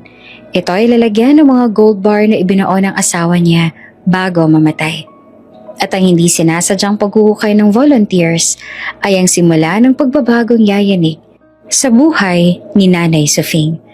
At magpapayanig din sa konsensya ng mga anak niyang tumalikod sa kanya. Tahimik ang paligid sa harap ng kubo ni Nanay Sofing. Ang mga tao ay nakapalibot sa hukay na ginawa ng mga volunteer. Ang kahon ay kalahating nakalabas sa lupa. May makapal na putik sa ibabaw nito. Pero kitang-kita na hindi ito ordinaryong kahon. Nakatayo si Nanay Sofing sa gilid. Suportado ni Aling Puring. Nanginginig ang tuhod niya. Hindi lamang sa lamig kundi sa kaba. Hindi niya alam kung bakit ang bilis ang tibok ng puso niya. Lando, ano raw yan? Mahina niyang tanong. Napatingin naman si Lando sa matanda. Hindi pa namin alam, Nanay. Bakal na kahon po nasa ilalim mismo ng kubo. Napapikit sandali si Sofing. Sa isip niya, parang may kung anong alaala na gustong sumilip. Ang huling tingin ni Manuel sa sahig. Ang huling salitang binitawan nito. Pero mabilis din niyang tinaboy sa isipan niyon. Buksan na natin, sabi ng isang lalaki sa likuran. Hindi pwede agad, sagot naman ni Lando. Ito'y pag-aari ni Nanay Sofing, kaya't siyang magpapasya. Napatingin ang lahat kay Sofing. Para bang sa isang iglap, lahat ng mata ay nakaatang sa kanya. Nanay, gusto niyo po bang buksan? Maingat na tanong ni Lando. Sandaling natigilan si Sofing. Hindi siya sanay na siya ang sentro ng atensyon. Sanay siyang nasa gilid lang. Sanay siyang hindi pinakikinggan. Baka lumang gamit lang yan ng asawa ko, sagot niya. Kay Manuel ang lupa na yan noon. Nagkatinginan ng mga tao. Pero kung bakal na kahon yan, hindi pang karaniwan. Bulong naman ang isa. Oops! May break muna. Gusto mo bang ma-shoutout dito sa channel ni Ate Jane? Mag-comment lang ng lesson you learned from the latest story uploaded. Dahil pipili kami ng isang best comment of the day para i-shoutout sa susunod na upload. Kaya huwag kalimutang mag-iwan ng lesson you learned after you watch this video. Maraming salamat! Shoutout nga pala kina Jocelyn Matito, Elena Verzon from Cagayan Valley, at Evelyn Bisquera from Claveria, Cagayan. Sa ating mga taga-subaybay, paki-comment naman po sa baba kung taga-saan kayo para alam ko kung hanggang saan umaabot ang mga kwento ni Ate Jane at para ma-shoutout ko rin kayo sa mga susunod pa nating mga kwento. Maraming salamat sa pakikinig.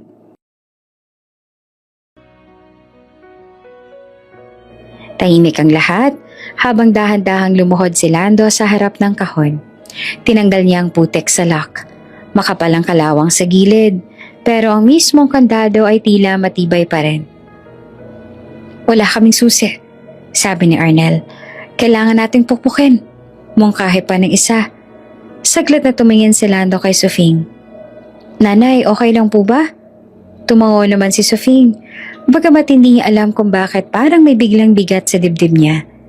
Kinuha ng isang bakal na pamukpok. Dahan-dahan, maingat. Isang malakas na tunog ang umalingaw-ngaw. Hindi bumukas ang unang hampas. Muling pumalo. Ngunit sa ikatlong palo, naputol ang lock. Biglang natahimik ang lahat. Dahan-dahang binuksan ni Lando ang takip ng kahon at sa mismong sandaling iyon ang sumilip ang laman. Parang sabay-sabay na napigil ang hininga ng lahat. Sa loob ng kahon ay makikinang na ginto. Sunod-sunod na mahahabang gold bar, maaayos ang pagkakaayos. Parang bagong-bago sa kabila ng ilang taon na nakabaon sa lupa. Walang perang papel, walang alahas, puro ginto. Tahimik, walang makapagsalita. Parang walang makapaniwala sa nakikita nila. Diyos ko, bulong ng isang babae. Ginto ba yan? Tanong ng isa, nanginginig ang boses. Hindi pwede. Sabi ng isa pa. Si Nanay Sofing ay napatigil sa paghinga. Napahawak siya sa dibdib niya. Hindi siya makalapit agad. Parang natatakot siyang baka guni-guni lang ang lahat. Lando, mahina niyang tawag. Ano yan? Totoo ba yan? Napatingin sa kanya ang binata. Bakas ang gulat sa mukha. Nanay, mukhang gold bar po. Napaupo si Sofing sa lupa. Hindi siya umiyak. Hindi siya sumigaw. Para siyang naubusan ng lakas sa isang iglap. Manuel, pabulong niyang sambit. Ito ba yung sinasabi mo noon? Unti-unti nagkagulo ang paligid. May mga barangay tanod na dumating. May mga kapitbahay na nagsitakbuhan palabas upang ipagsabi ang balita sa ibang parte ng baryo. May ginto sa kubo ni Nanay Sofing. Napakadaming ginto. Diyos ko, yaman ito. Sa loob ng ilang minuto, dumami ang tao. May mga nagvi-video. May mga kumukuha ng retrato. May mga nagbubulungan. Bakit hindi niya alam? Baka galing sa nakaw. Hindi, si Manuel ang asawa nun, diba? Baka may pinagtataguan talaga siya. Si Aling Puring ang unang nagsalita ng malakas. Hindi magnanakaw si Manuel. Mabuting tao iyon. Tahimik na nakatingin si Sofing sa kahon. Para siyang batang nakatingin sa isang bagay na hindi niya kayang maunawaan. Sa buong buhay niya, hindi siya nakahawak ng ginto.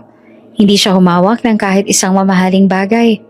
At ngayon, nasa harap niya ang yaman na hindi niya kailanman hiniling. Biglang may isang matandang lalaki ang lumapit sa kanya, si Mang Idong. Tama ako. Mahina nitong sabi.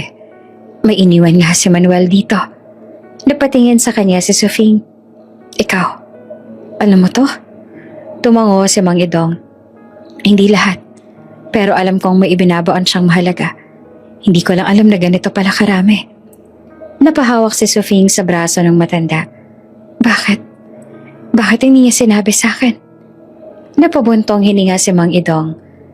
Ayaw niyang magbago ka, Sofing. Ayaw niyang umasa ka sa yaman. Gusto niyang ang yaman ay umasa sa'yo kung sakaling wala na siya. Naghalong luha at panginginig sa mata ni Sofing. Samantala, may isang barangay tanod na naglatag ng tape sa paligid ng kubo. Kailangan nating i-secure to. Malaking bagay ito, sabi nito. Hindi to pwede basta-bastang hawak-hawakan. Kanino ba talaga to? Tanong pa ng isa. Tahimik ang lahat nang tumingin sila kay Sofing. Sa kanya, sagot naman ni Lando. Sa pangalan ni Manuel at sa lupa niyang tinitirhan ni Nanay Sofing ito. Sa unang pagkakataon matapos ang napakaraming taon, narinig ni Sofing ang salitang kanya na iniuugnay sa yaman. Hindi sa hirap, hindi sa pagiging pabigat, hindi sa pagiging iniwan, kundi sa pinakamalaking yaman na nakita ng baryo sa buong kasaysayan nito. Pero habang ang buong baryo ay nagugulantang, habang ang lahat ay nagdidiskusyon, habang ang balita ay unti-unting kumakalat, may 3 anak na wala pa rin kaalam-alam. Hindi pa nila alam na ang inang kanilang tinaboy ay hindi pala mahirap at ang kubong kanilang kinahiya ay nagtatago pala ng yaman na kayang baguhin ang lahat. At sa oras na malaman nila, hindi na nila mababawi ang ginawa nila. Hindi pa man lubusang bumabalik sa normal ang baryo matapos ang bagyo, isa namang kakaibang balita ang yumanig sa buong lugar. At hindi lang sa San Isidro, kundi sa buong lalawigan. Isang video ang kumalat sa social media. Makikita doon ang hukay sa ilalim ng kubo, ang bukas na bakal na kahon at ang makikinang na mga gold bar na tila hindi totoo sa dami. May caption ng video, matandang iniwan sa kubo. May gold bar pala sa ilalim ng kama. Sa loob lamang ng ilang oras, libo-libong views ang inabot ng video. May nag-share sa Facebook, may nag-upload sa TikTok, at may nag-react ng wow. May nag-comment pa ng grabe parang pelikula. Kawawa naman yung nanay, iniwan tapos biglang mayaman pala. Nasaan kaya mga anak niya ngayon? Sa baryo, nagulat naman si Nanay Sofing nang makita ang dami ng tao sa paligid ng kubo niya. May mga hindi niya kilala, may mga nakamotor, may mga may dalang kamera. Nanay, galing po kami sa isang local news page. Sabi ng isang babae na may hawak na mikropono. Pwede po ba namin kayong makausap? Napaaray si Sofing sa dami ng nangyayari. Hindi siya sanay sa ganitong eksena. Hindi siya sanay sa kamera, sa tanong, sa atensyon. Para po sana malaman ng lahat ang inyong kwento. Dagdag pa ng babae. Pumaling si Sofing kay Lando. Anong ibig nilang sabihin? Nasa social media na po ang video, nanay. Maingat na paliwanag ni Lando. Alam na ng maraming tungkol sa nahanap na ginto. Napayo ko si Sofing. Hindi niya alam kung matutuwa ba siya o matatakot. Hindi pa nga niya lubusang nauunawaan ang nangyayari. Pero parang hindi na siya nag-iisa sa pagharap sa bagay na iyon. Dumating din ang mga barangay officials at ilang pulis para i-secure ang lugar. Nilagyan ng harang ang paligid ng kubo. May nagbantay sa kahon. Pero kahit anong gawin nila, ang balita ay tuluyan ng kumalat. Sa isang mamahaling restaurant sa lungsod, nakaupo si Elena kasama ang kanyang biyanan at ilang kaibigan. Masaya ang usapan, nagkakwentuhan tungkol sa negosyo at mga plano sa bakasyon. Biglang napatigil ang isa sa mga bisita habang tumitingin sa cellphone. Uy, nakita niyo na ba to? Sabi nito sabay pakita ng screen. Napatingin si Elena. Pagkakita niya sa headline, biglang nanlamig ang kanyang katawan. Matandang iniwan sa kubo. May gold bar pala sa ilalim. At sa mismong video, makikita ang kubo. Makikita ang kahon. Makikita ang kanyang ina, si Nanay Sofing, nakaupo sa gilid, nanginginig hawak ang lumang kumot. Parang gumuho ang mundo na Elena. Ano to? Halos pabulong niyang tanong. Teka, parang nanay mo yan, diba? Sabi pa ng isa. Mabilis na kinuha ni Elena ang cellphone. Nag-scroll, tiningnan ang comments. Mas lalo siyang natulala. Grabe, iniwan pala ng mga anak. Kawawang nanay. Nasan kaya ang mga anak nito? Mabilis na kinuha ni Elena ang bag niya. Excuse me po, sabi niya sa biyanan. Kailangan ko lang po umalis. Sa labas ay halos nanginginig ang kamay niya habang tinatawagan si Marco. Samantala, si Marco naman ay nasa isang business meeting. May pinapakitang presentation ang kausap niya. Biglang nag-vibrate ang cellphone niya. Pagtingin niya sa notification, parehong headline ang bumungad. Nanlaki ang mata niya. Ano to? Bulong niya sa sarili. Lumabas agad siya ng conference room at sinagot ang tawag. Elena? Marco, nanginginig ang boses ng kapatid niya. Nakita mo ba yung balita? Oo, sagot ni Marco na halatang naguguluhan. Mukhang si nanay yun. Hindi naman nakapagsalita si Elena. Ilang segundo lang tumawag din si Rico. Kuya, ano yun? Sigaw nito sa kabilang linya. Bakit may ginto sa kubo ni Mama? Tahimik naman si Marco. Tumulong pawis sa noon niya kahit naka-aircon ang lugar. Hindi ko rin alam, sagot niya. Pero mukhang totoo. Paano nangyari to? Bakit ngayon lang lumabas? Ewan ko, tugon ni Marco. Pero mukhang buong lalawigan ay nakatingin na ngayon sa nanay natin. Hindi lang buong lalawigan, pati mga biyanan nila, pati mga kaibigan nila, pati mga katrabaho nila. Ilang oras lang matapos kumalat ang video, sunod-sunod ang tawag kay Elena mula sa biyanan niya. Elena anak, kailan ka pumunta sa probinsya? Tanong nito. Natigilan siya. Po, siguro po sa susunod na linggo. Puntahan mo ang nanay mo. Sabi ng biyanan, hindi maganda sa pangalan ng pamilya na iniwan natin ang isang matandang nanay sa ganyang kalagayan. Ang parehong sitwasyon ay nangyari rin kina Marco at Rico. Biglang nag-iba ang tono ng kanilang mga biyanan. Mula sa dati walang pakialam, ngayon ay may mga paalala, mga tanong at mga banayad na utos. Bakit naman ninyo iniwan ang nanay ninyo? Tanong ng biyanan ni Marco. Hindi matutuwa ang kliyente sa ganitong balita. Dagdag pa nito, para bang biglang naging mahalaga si Nanay Sofing.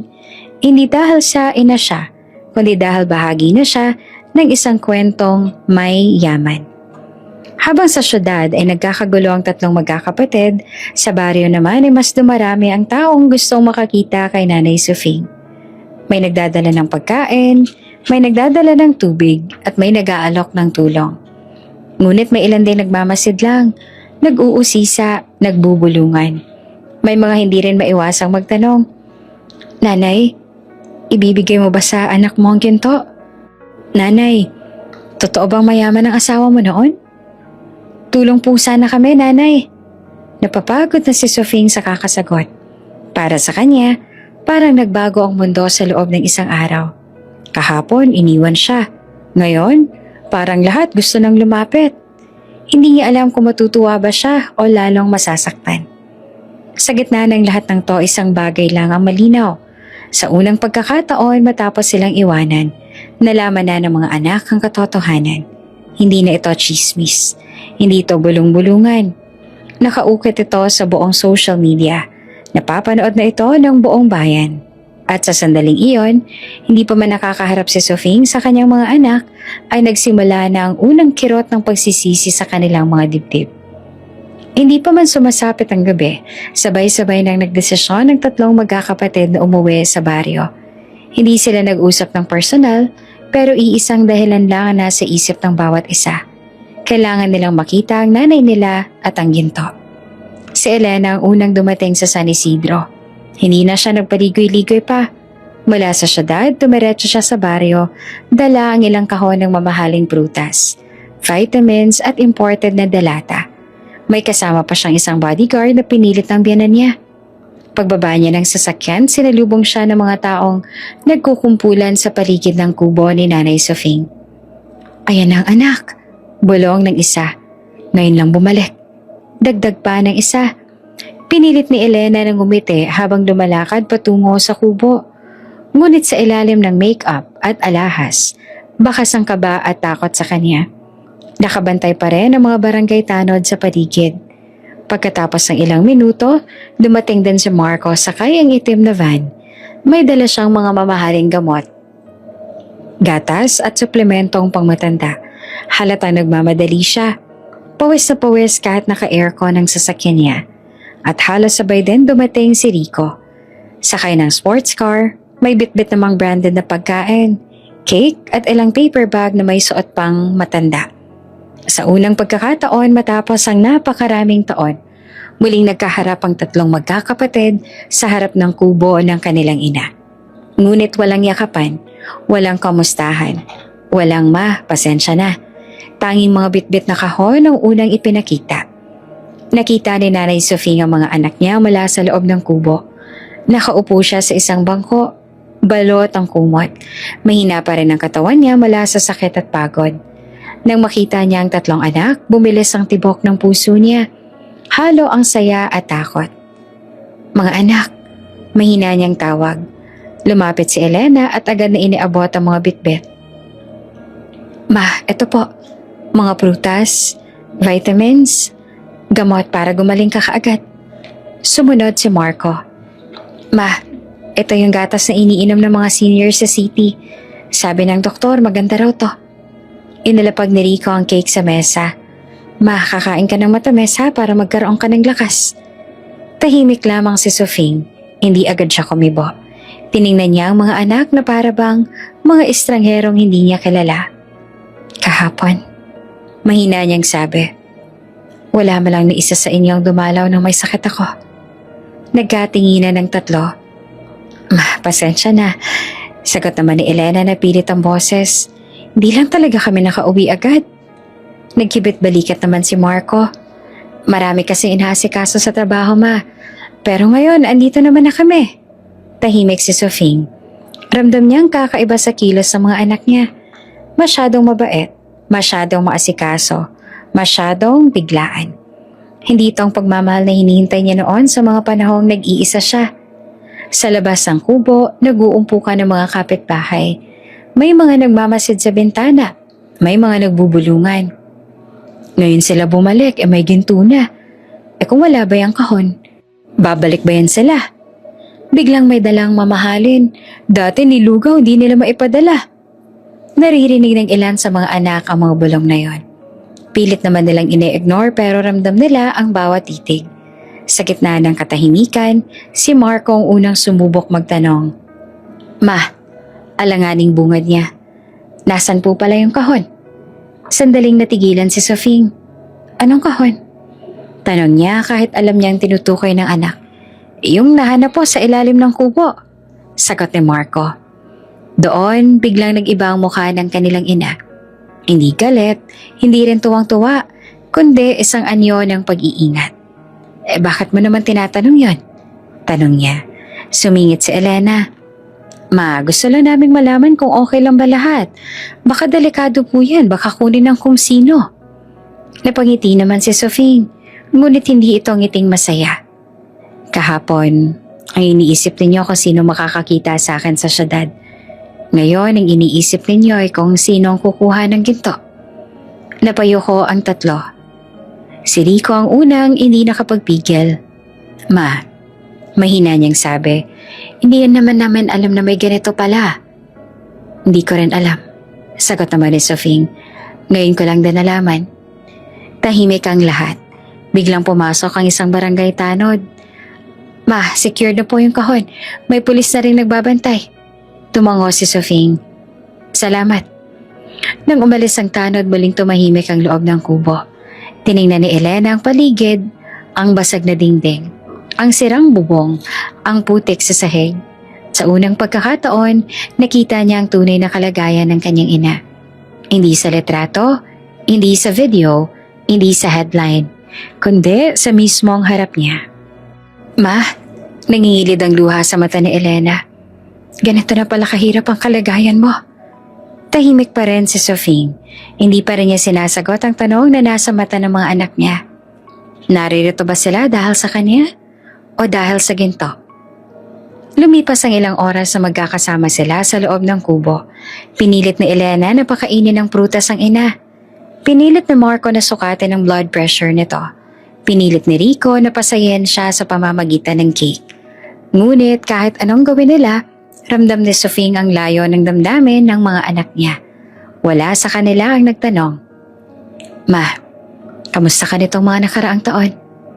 Wala ang nagsabing, "Ma, patawad." Lahat ng tanong ay palaging patungkol sa ginto. Pagsapit ng gabi, nagdesisyon ng tatlo na manatili muna sa baryo. Nagpa-reserve sila ng mga kwarto sa pinakamalapit na private resort. Hindi nila kayang matulog sa kubo. Habang naglalakad sila palabas, napatingin si Sofing sa kanilang likuran. Sa unang pagkakataon, matapos siyang iwan doon, bumalik ang kaniyang mga anak. Ngunit sa puso niya, hindi pa rin siya sigurado kung ito na nga bang hinihintay niyang pagbabalik o simula lamang ng mas masakit na katotohanan. Kinabukasan, maagang nagising si Nanay Sofing. Tahimik ang paligid. Wala nang ingay ng mga taong nagkukumpulan kahapon. Tanging huni ng ibon at lagaslas ang hangin sa palayan ang naririnig niya. Nakapako ang tingin niya sa kisame ng kubo, sa mga butas na iniwan ng bagyo, sa mga yero na nakapatong na lamang pansamantala. Ang kanyang katawan ay mabigat pa rin, pero ang mas mabigat ay ang kanyang dibdib. Naalala niya ang mga anak niya kagabi. Ang dami nilang dala. Gamot, prutas, cake, gatas. Ngunit sa loob ng mahabang oras na magkakasama sila, ni isa sa kanila ay hindi nagtapos ang usapan sa salitang patawad. Walang nagtanong kung gaano siya naghirap. Walang nagtanong kung ilang gabi siyang natulog na walang laman ng tiyan. Walang nagtanong kung ilang beses siyang tumawag at walang sumagot. Ang tanging bumabalik sa isip niya ay ang tanong ni Marco. "Ma, nasan po pala yung kahon?" Napapikit si Sofing. Doon niya unang naramdaman ang takot. Hindi takot sa magnanakaw, hindi takot sa pulis, kundi takot na baka ang mga anak niya mismo ang unang umagaw sa yaman na yon, na hindi man lang niya naramdaman ang tunay na pagmamahal. Dahan-dahan siyang bumangon at umupo sa gilid ng kama. Kinuha niya ang pirasong kumot at ibinalot sa balikat. Tahimik ang kubo. Pero sa loob ng puso niya, unti-unting nabubuo ang isang desisyon. Maya-maya dumating muli ang mga barangay tanod. Sinisilip nila ang lugar kung saan nakahukay ang kahon. May naka-duty na pulis. "Nanay, secured na rin po ang kahon," sabi pa ng tanod. "Wala pong pwedeng lumapit ng walang pahintulot ninyo." Tumango si Sofing. "Salamat." Ngunit sa likod ng mga ngiting iyon, ramdam niyang hindi lang tanod at pulis ang nagbabantay sa kahon. Kahit ang mga mata ng sariling mga anak niya, kahit wala sila sa baryo ngayon, ay tila nakatutok pa rin sa kahong iyon. Bandang hapon dumating muli ang tatlong magkakapatid. Mas maayos na ang ayos nila, parang masanda. May dala na naman silang bagong pagkain at ilang gamit. "Ma," bungad ni Elena, "dinalan ka namin ng bagong kutsyon tsaka kumot para hindi ka giniginaw." Inilapag ni Marco ang isang maliit na bag. "Ma, may papeles din pala tungkol sa lupa at sa kahon. Kailangan daw maayos lahat o legally." Tahimik lang si Sofing. "Legal?" tanong niya. "Oo, ma." Sagot naman ni Marco. "Para maayos ang pagmamay-ari. Para sa'yo rin naman to." "Para sa akin?" ulit ni Sofing. Tumango si Rico. "Oo, ma, para walang ibang umangkin. At para maasikaso na rin natin ang pagpapalabas ng laman yan." Doon tuluyang lumamig ang katawan ni Sofing. Hindi naman derechahan ang salita. Malinaw sa kanyang ibig sabihin ng anak niya. Gusto na nilang galawin ang yaman. Sa unang pagkakataon matapos sumabog ang balita, natakot si Sofing hindi sa mga tao sa labas, kundi sa mga anak na nasa harapan niya. "Mga anak," marahan niyang sabi. "Kahapon lang ninyo ako nakita ulit matapos niyo akong iwan." Nagkatinginan ng tatlo. "Ma," alanganing sagot na Elena, "hindi ko kayo hinanap para sa yaman." Dugtong naman ni Sofing. "Inahanap ko kayo dahil ina ninyo ako." Tahimik ang loob ng kubo. Huwag sana ninyong isipin na dahil may natagpo ang ginto, lahat ng sugat ay biglang maghihilom. Patuloy niya. Napayuko naman si Marco. "Ma, hindi naman ganon." Pilit niyang depensa. "Concern lang kami." Ngumiti naman si Sofing. Ngunit ngumiti siya ng may lungkot. "Concern kayo." Ngayon, mahina niyang sagot. Nang gabing iyon matapos umalis muli ang tatlong magkakapatid papunta sa tinutuluyan nilang resort, hindi na nakatulog si Sofing. Pinag-isipan niya na ang lahat. Ang pagiging iniwan niya. Ang biglang pagbalik nila. Ang mga tanong na laging umiikot sa kahon. Ang mga mata nilang hindi maiwasang mapatingin sa lugar kung saan ito nakabaon. Doon niya napagtanto ang isang masakit na katotohanan. Hindi siyang hinahanap ng mga anak niya. Ang yaman ang hinahanap nila. At iyon ang mas masakit kaysa sa unang pag-iwan. Bandang madaling araw, tahimik siyang bumangon. Kinuha niyang maliit na bag na halos hindi niya na ginagamit. Inilagay niya roon ang ilang damit, isang lumang petaka at ang larawan ni Manuel. Lumapit siya sa altar. "Manuel?" bulong niya. "Hindi ko akalaing darating ang araw na mas matatakot ako sa sarili kong mga anak." Tahimik siyang lumabas ng kubo. Hindi niya alam kung saan siya eksaktong pupunta. Ang alam lang niya, kailangan niyang lumayo. Kinabukasan, maagang dumating tatlong magkakapatid sa kubo. May dala silang almusal. Ngunit pagdating nila, walang sumalubong. Walang nanay Sofing sa bangko. Walang mahinang boses at tatawag sa kanila. Tanging ang bukas sa pinto ng kubo. At ang altar na may iniwang sulat na nakapatong sa harap ng larawan ni Manuel. Kinuha ito ni Elena nang nanginginig ang kamay. "Mga anak, kung hinahanap ninyo ako dahil sa ginto, mas mabuti nang huwag ninyo akong hanapin. Mas gusto kong manatiling ina ninyo sa alaala, kaysa maging susi lamang sa yaman na hindi ko kailanman hiniling." Nanlaki ang mga mata ni Elena. "Ma, anong ibig niyo sabihin?" Nanginginig ang tanong. Napaupo naman si Marco sa bangko. "Umalis siya." Napatayo si Rico. Paano siya umalis? Saan naman siya pupunta? Tahimik ang kubo. Wala na si Nanay Sofing. At sa unang pagkakataon, matapos ang kanilang pagbabalik, hindi dahil sa ginto, kundi dahil nga nawala ang ina. Saka palang tunay na tumino ang takot sa dibdib ng tatlong magkakapatid. Tahimik ang loob ng kubo matapos mabasa ni Elena, Marco at Rico ang iniwang sulat ng kanilang ina. Para silang binuhusan ng malamig na tubig. Ang lugar na dati nilang kinatatayuan ng may daladalang mamahaling gamit, ngayon ay biglang tila naging napakaliit at masikip. "Umalis talaga si Mama." Mahina at halos pabulong na sabi ni Elena, habang hawak pa rin ang sulat. Hindi naman sumagot si Marco. Nakaupo siya sa bangko. Tulala. Parang doon lang tuluyang bumigat ang lahat ng nangyayari. Si Rico lang ang naglakad palabas. Halatang iritable. Hindi siya pwedeng umalis basta-basta. Delikado dito. Matanda na siya. Nagdesisyon siyang umalis dahil sa atin. Sagot ni Elena. Nanginginig ang boses. Hindi na sila kumibo. Sa gitna ng katahimikan, may isang mahinang ubong narinig nila mula sa labas. Nang lumingon sila sa may pintuan, nakita nilang isang matandang lalaki na nakatayo roon, nakasandal sa tungkod. Maputi ang buhok at may linyang ukit sa mukha na dala ng mahabang panahon ng pagtatrabaho sa araw. Ito si Mang Idong. "Mga ihat iho." Mahinahon niyang sabi, "Pwede ba akong pumasok?" Tumango naman si Elena. "Opo, Mang Idong." Dahan-dahan pumasok ang matanda at naupo sa tabi ni Marco. Ilang sandali muna siyang tumahimik. Tila inaayos ang mga sasabihin. "Alam kong hinahanap ninyo ngayon ang nanay ninyo." Panimula niya. "Pero bago kayo maghanap, kailangan niyong malaman ang buong katotohanan." Nagkatinginan ng tatlong magkakapatid. Ano pong katotohanan?" Tanong ni Rico. Huminga ng malalim si Mang Idong. "Tungkol sa inyong ama. Tungkol sa ginto. Tungkol sa lahat ng iniwan niyang hindi niyo nalaman."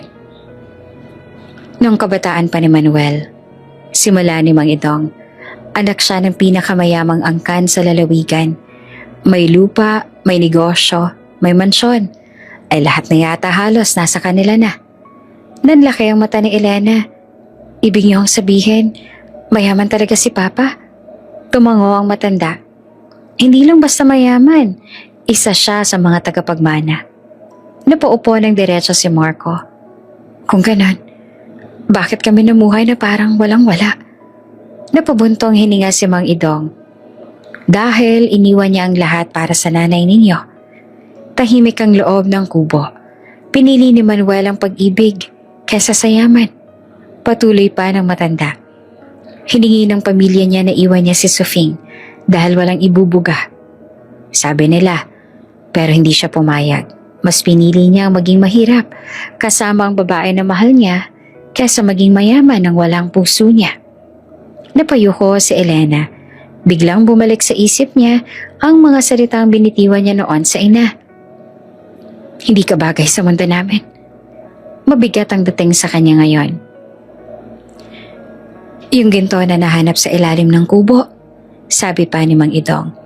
Bahagi ng pamana na itinabi ni Manuel bago tuluyang putulin ang ugnayan niya sa angkan niya. Hindi niya iyon ginamit para sa sarili niya. Hindi rin niya iyon ginamit para sa mga luho. Inilaan niya iyon para kay Sofing sakaling dumating ang araw na wala na siya at mahirapan ng pamilya. Tahimik si Marco. Ibig sabihin, hindi pala aksidente yung napunta doon ng ginto. Hindi yun aksidente, sagot ng matanda. Sadyang ibinaon niya yon bilang huling proteksyon para sa inyong ina. Tumango si Mang Idong at tinapik ang sahig ng kubo. Dito mismo, dito siya nagukay. Ako pang tumulong sa kanya noong gabing yon. Napatayo si Rico. Ikaw palang may alam nito? Oo, sagot ni Mang Idong. Pero hindi ko pwedeng sabihin kay Sofing. Iyan ang biling ni Manuel sa akin. Ayaw niyang umasa sa ginto ang babaeng mahal niya. Gusto niyang ang yaman ay dumating lang kung kailan talagang kinakailangan. Napatakip si Elena sa bibig niya. Ngayon niya lang nauunawaan kung bakit kahit sobrang hirap ng buhay nila noon ay hindi kailanman humingi ng tulong si Manuel sa mayamang pamilya niya. Tahimik muna ang lahat bago muling nagsalita si Mang Idong. Pero ang pinakamalungkot sa lahat, sabi niya, ay hindi ang iniwan ninyong nanay ninyo, kundi ang iniwan ninyo ang taong sinadya ng ama ninyo na ipaglaban kahit isuko pa niya ang buong mundo. Napasinghap si Elena. Ibig ninyong sabihin, kaming tumalikod sa pinili ni Papa. Tumango si Mang Idong. Hindi si Sofing ang mahirap. Kayo ang iniwan ng ama niyo ang yaman dahil mas pinili niya ang pag-ibig. Parang may bumagsak na mabigat na bato sa dibdib ng tatlong magkakapatid. Napaupo si Rico sa bangko. Kami ang nahiyang ipakilala ang mama namin. Si Marco naman ay napahawak sa noo. Kami ang nagsabing hindi siya bagay sa mundo namin. At si Elena, tuluyan na ang napaluha. Kami ang nagtaboy sa babaeng pinili ng papa namin kesa sa yaman. Sa unang pagkakataon, hindi na lang ginto ang nasa isip ng tatlong magkakapatid. Hindi na rin social image. Hindi na rin biyanan. Kundi ang katotohanang sila mismong kumontra sa mismong desisyong ipinaglaban ng kanilang ama hanggang sa kamatayan. Nasaan si mama ngayon? Mahina ng tanong ni Marco. Umiling si Mang Idong. Hindi ko alam. Umalis siya ng madaling araw. May dala lang na maliit na bag. Hindi malang nagpaalam sa akin. Delikado na siyang maglakad mag-isa. Wika ni Rico. Mas delikado sa kanyang manatili sa isang lugar kung saan pakiramdam niya hindi na siya hinahanap bilang ina. Sagot ng matanda. Muling bumalik ang katahimikan. Sa loob ng ilang minuto, walang nagsalita. Tanging ang mahina at mabigat na paghinga ng tatlong magkakapatid ang maririnig. Sa unang pagkakataon, hindi dahil sa yaman, kundi dahil sa buong katotohanan. Sila ay tunay na napahiya sa kanilang sarili. At ngayon, mas malinaw na sa kanila kung bakit lumayo si Nanay Sofing. Hindi para magtago sa kanila, kundi para protektahan ang huling peraso ng dignidad na natitira sa kanya. Hindi nagtagal matapos ang pag-alis si Nanay Sofing, ang balitang kumalat sa baryo ay hindi na lamang tungkol sa ginto, kundi tungkol sa buong katotohanan ng pamilya nila.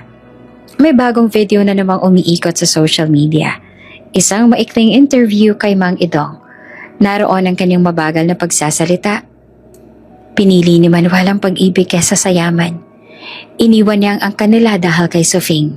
Ang ginto, back up lang iyon para sa kanya. Hindi yan para sa mga anak na tumalikod sa sarili nilang ina. Sa loob ng ilang oras, pumutok ang bagong balita. Mga anak, tinakwil ang inang pinag-alayan ng yaman ng ama. Nag-iba ang tono ng mga komento. Dati, grabe ang swerte ni nanay. Parang pelikula. Ngayon, ang sasahol ng mga anak. Pera lang pala ang habol. Kawawa naman ang nanay, ginawang susi sa kayamanan.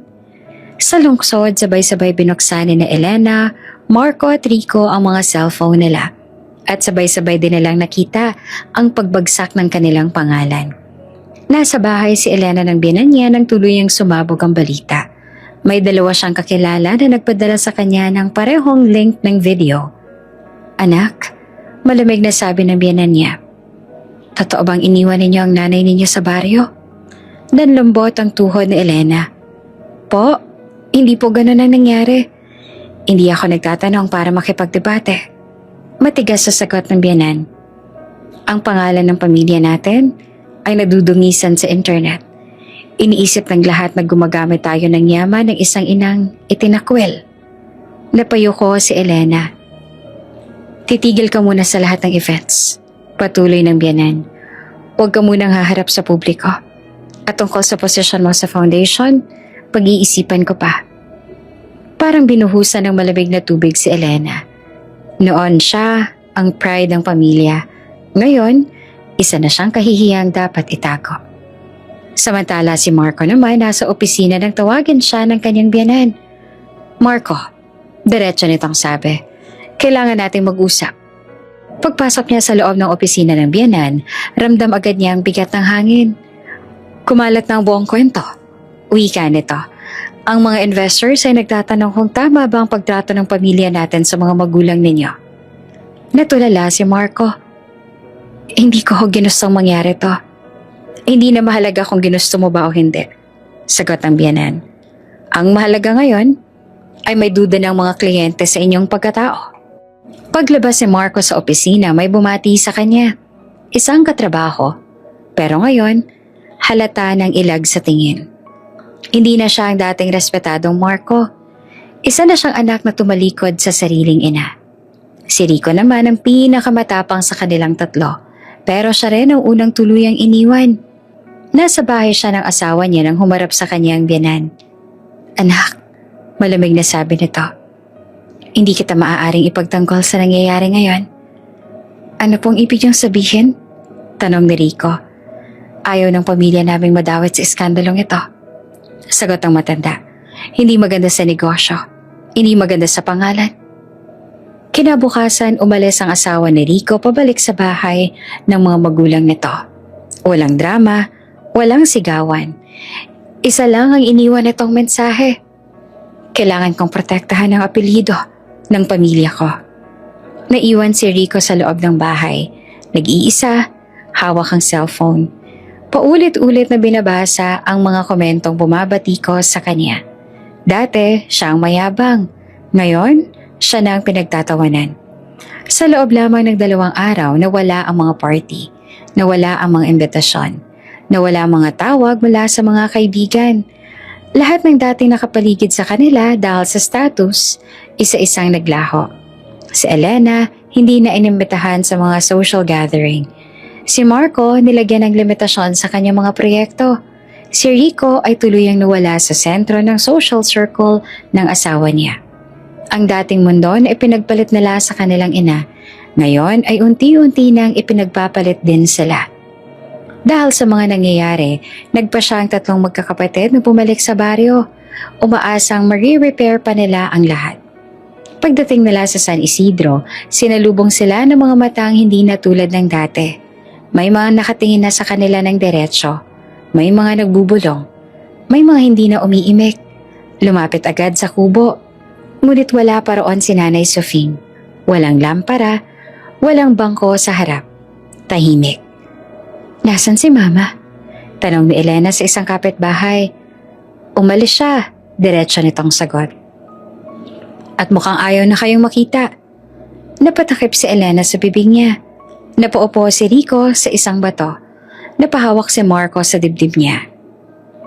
Sa unang pagkakataon, hindi sila napahiya dahil wala silang pera. Hindi dahil wala silang tirahan. Hindi dahil wala silang koneksyon, napahiya sila dahil nakita ng buong mundo kung paano nila trinato ang kanilang ina. Isang lalaking may hawak ng cellphone ang lumapit at kumuha ng litrato sa kanila. Para sa content lang, sabi nito. Doon tuloy ay napagtanto nila Elena, Marco at Rico na kahit ang kahihiyan nila ngayon ay hindi malang umabot sa sakit na dinanas si Nanay Sofing noong iniwan nila siya sa kubo. Sa pagbabalik nila sa sasakyan ng gabing yon, walang nagsalita, walang sisi, walang palusot, walang yabang, tanging mabigat na katahimikan.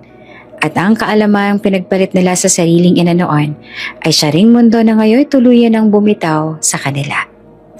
3 araw matapos mabigo ang mga anak na mahanap si Nanay Sofing, ipinatawag sila ng barangay. May iniwan po ang inyong ama, sabi ng barangay secretary. Natagpuan po ito sa isang kahon kasama ng ilang dokumento sa kubo. Isang lumang kahong kahoy ang inabot sa kanila. May kalumaan na ang itsura, pero halatang inalagaan. Sa ibabaw nito ay may pangalan. Para sa mga anak ko, kung sakaling darating ang araw na makalimot kayo. Nang mabasa iyon ni Elena, parang may kumurot sa dibdib niya. Binuksan ni Marco ang kahon. Sa loob ay isang makapal na diary ng kanilang ama, si Manuel. Dahan-dahang binuklat ni Elena ang unang pahina.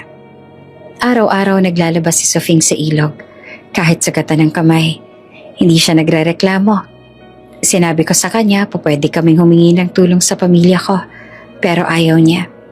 Mas gusto niyang paghirapan namin ng buhay kaysa ipagpalit ang dignidad. Namuhay ang bawat isa sa kanila sa katahimikan habang binabasa ang sumunod na mga pahina. Naglako siya ng kakanin sa ilalim ng araw kahit may lagnat. May mga taong tumatawag sa kanya ng pobre, walang asenso, mukhang katulong. Umiiyak siya sa gabi, pero sa umaga, nakangiti na uli sa mga bata. Napatakip si Rico sa bibig. Nagtatrabaho siya sa 3 bahay para lang may pambaon ng mga bata. Minsan, umuwi siya ng walang tsinelas. Naiwan daw sa bahay ng amo. Hindi niya na binalikan. Nahihiya siya. Tumulo ang luha ni Elena sa pahina. Sinabihan siya ng ibang magulang sa eskwela na huwag lang mangarap para sa mga anak mo. Hanggang dito na lang kayo. Pero si Sofing hindi sumuko. Pinilit niyang itaguyod ang mga bata kahit siyang minamaliit. Si Marco ay tuluyan niyang napaupo. May isang guro na nagsabi sa kanya na huwag nang umasa na makagraduate pa si Elena. Umuwi siyang umiiyak. Pero kinaumagahan, mas maaga siyang gumising para maglaba, magtinda at magtahi ulit. Tahimik ang paligid. Narinig ang mahihinang hikbi ng 3 magkakapatid. Minsan wala na kaming makain. Ginawa ni Sofing, hindi siya kumain. Sinabi niyang busog siya kahit kumakalamang sikmura niya. Kinabukasan, nalaman ko. Nahimatay pala siya habang naglalaba. Napahawak si Rico sa ulo niya. Lahat ng pangarap ko para sa mga bata, si Sofing ang nagbuhat. Ako ang ama. Pero siya naging haligi ng tahanan. At sa pinakahuling part ng diary, kung darating ang araw na ikakahiya ako ng mga anak ko dahil sa kahirapan, sana wag na lang ikahiya ang kanilang ina dahil ang yaman nila ngayon, galing sa pawis at luha ng isang babaeng walang ibang ipinagmamalaki, kundi ang pagiging ina. Hindi na napigilan ni Elena ang iyak. Si Marco ay tuluyan ng limuko. Si Rico ay napaluhod sa sahig. May isang papel sa ilalim ng diary. Sulat kamay ni Nanay Sofing. Mga anak, hindi ko kayo pinalaki para maging mayaman. Pinalaki ko kayo para maging mabuting tao. Kung ang hanap ninyo sa akin ay ginto, mas mabuti pang huwag niyo na akong hanapin. Dahil ang tanging kayamanan lang na meron ako ay kayo. Tahimik, walang makapagsalita. Si Marco ang unang tumayo. Hindi ginto ang sinayang natin. Nanginginig niyang sabi, Nanay, ang sinayang natin. Lumapit naman si Rico sa pader at doon bumagsak ang kamao niya. Grabe palang ginawa niya para sa atin. Tapos tinapon lang natin siya. Si Elena ay halos hindi naman makahinga sa iyak. Tinahingi tayo ng damit, pero tinapon namin. Pinagluto niya tayo ng kakanin, pero ikinahiya namin. Sa likod ng diary ay isang maliit na radyo recorder. Binuksan ito ng barangay secretary. Tumunog ang mahinang boses ni Nanay Sofing. Kung mahal niyo pa ako, huwag na kayong bumalik dahil sa ginto. Mas gugustuhin ko na lang mamatay na iniwan kesa mabuhay na ginawang puhunan. Doon na tuluyang gumuho ang tatlong magkakapatid. Hindi na sila makasigaw. Hindi na sila makaiyak ng malakas. Naghihingalo sa konsensya ang bawat isa. Sa unang pagkakataon, hindi na nila inisip ang yaman. Hindi na nila iniisip ang kahon. Hindi na ang takot sa kahihiyan ng lipunan. Isa na lang ang malinaw sa kanila. Huli na ang pagbalik nila bilang anak. Tahimik ang baryo ng San Isidro sa mga sumunod na araw matapos kumalat ang diary ng ama ni na Elena, Marco at Rico. Tahimik hindi dahil sa katahimikan ng kapayapaan, kundi dahil sa bigat ng mga salitang bumalot sa buong lugar. Hindi pa rin bumabalik si Nanay Sofing. Walang nakakaalam kung saan siya nagpunta. Ngunit ang umaga, dumating ang isang grupo ng mga tao sa barangay hall.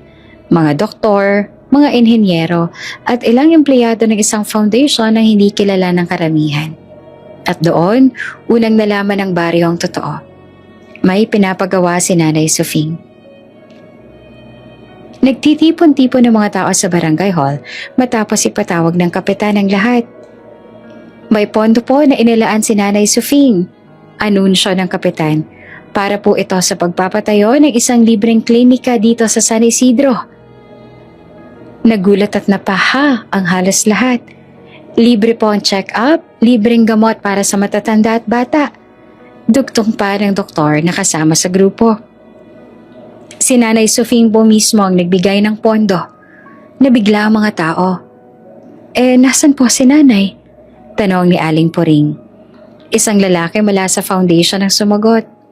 Ayaw po niyang magpakita. Ang bilin niya, kung may makakatanggap ng tulong, huwag na ninyong tanong kung saan siya nanggaling. Gamitin niyo na lamang po para gumaling may sakit. Doon unang napaiyak ang ilang matanda. Sa loob ng ilang linggo, itinayo ang maliit pero kompletong klinika. May 2 kwarto, may maliit na butika, may oxygen tank at may isang regular na nurse. Para sa baryong dati kailangan maglakad ng oras para makapunta sa ospital, parang himala ang nangyari. Hindi pa man natatapos ang klinika, dumating muli ang balita. May ipinatatayong 2 silid-aralan si Nanay Sofing. Para sa mga batang dati nagsisiksikan sa isang kwarto. Para sa mga batang nag-aaral sa sahig. Para sa mga batang katulad ng mga anak niya noon, walang pambili ng gamit pero may pangarap. Hindi raw po kaya ng konsensya ni Nanay Sofing na may batang maghihirap sa pag-aaral tulad ng dinanas ng mga anak niya. Paliwanag ng guro. Isang beses sa isang buwan may dumadating na truck sa baryo. May dala itong bigas, delata, gatas, gamot sa alta presyon, gamot sa rayuma. Libreng binibigay sa mga matatandang kapos sa buhay. Ang tanong ng lahat, saan galing to? Sagot ng barangay, kay Nanay Sofing. Pero wala na si Nanay Sofing.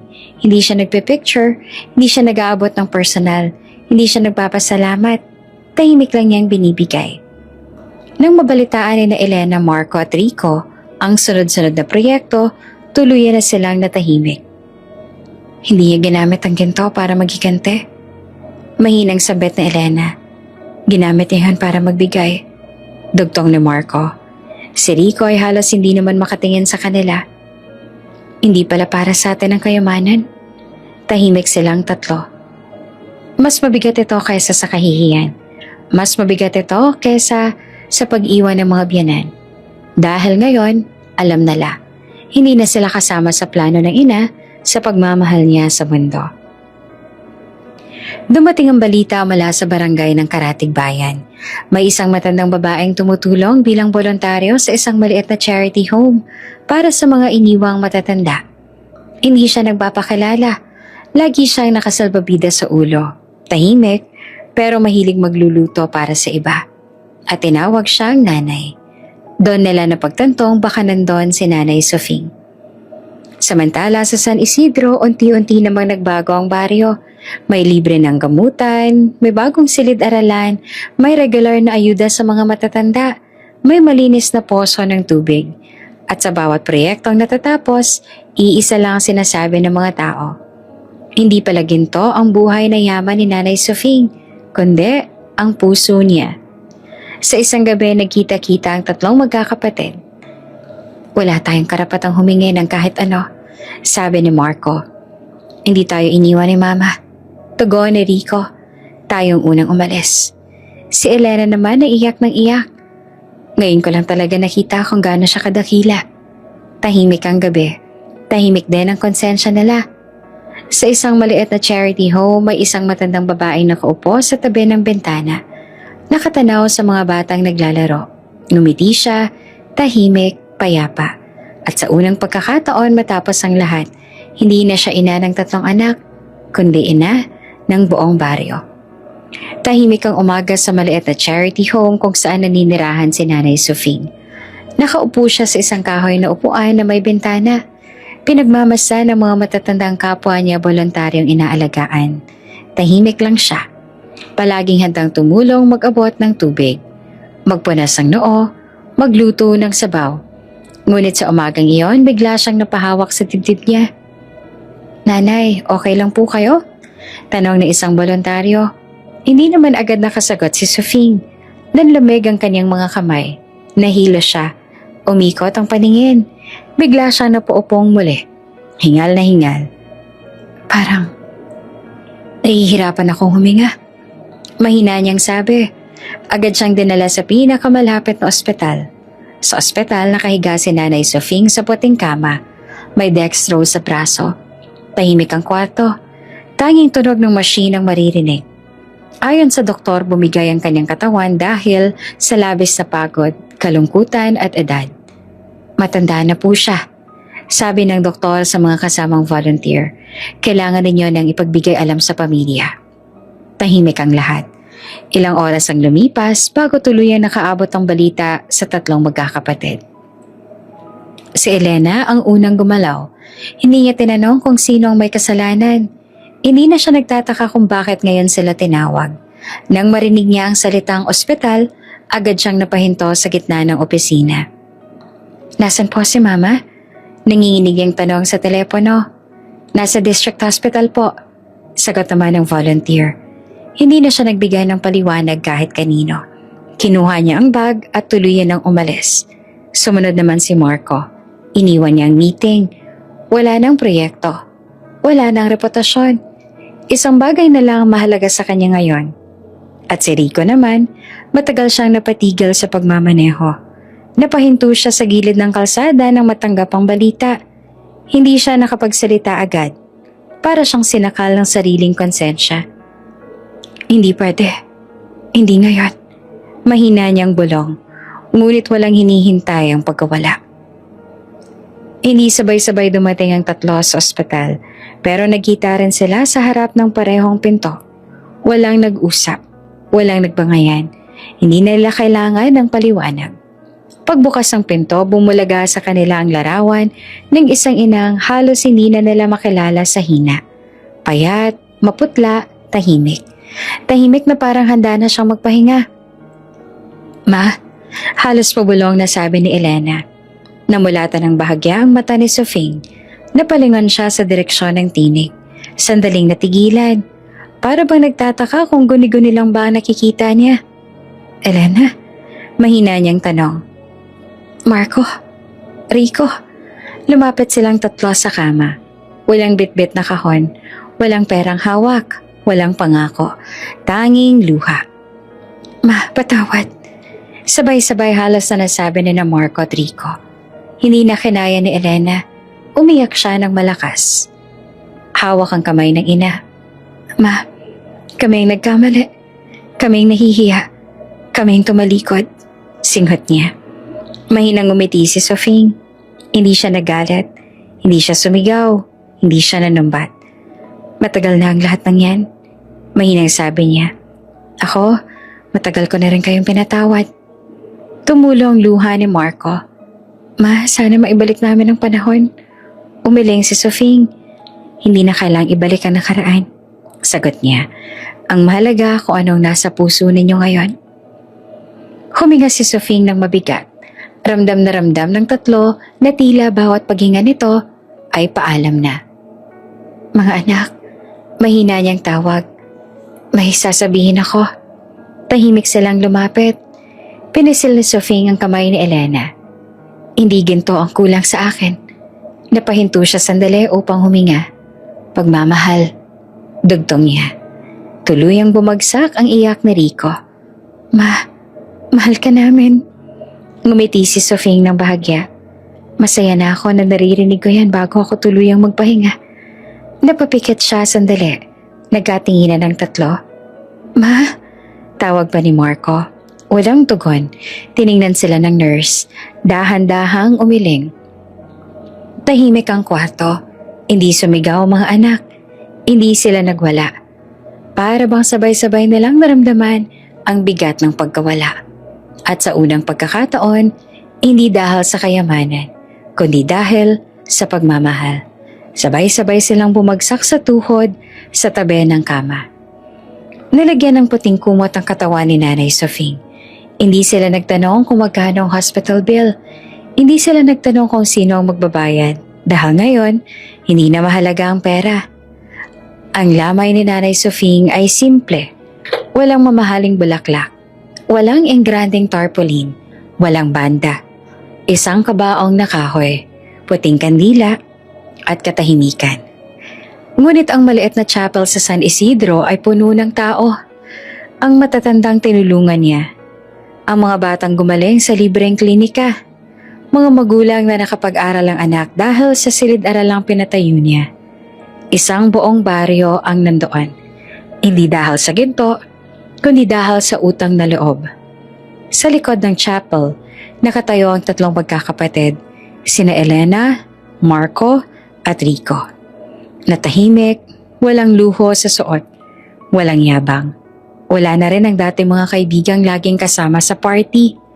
Tanging sila na lang, at ang kabaong ng inang minsan nilang ikinahiya. Isa-isang lumapit ang mga tao sa kabaong. Salamat po, Nanay Sofing. Kung hindi po dahil sa inyo, patay na po sana ang asawa ko. Dahil sa inyo nakapag-aral ang anak ko. Tumatalo ng bawat salitang yon sa dibdib ng tatlong magkakapatid.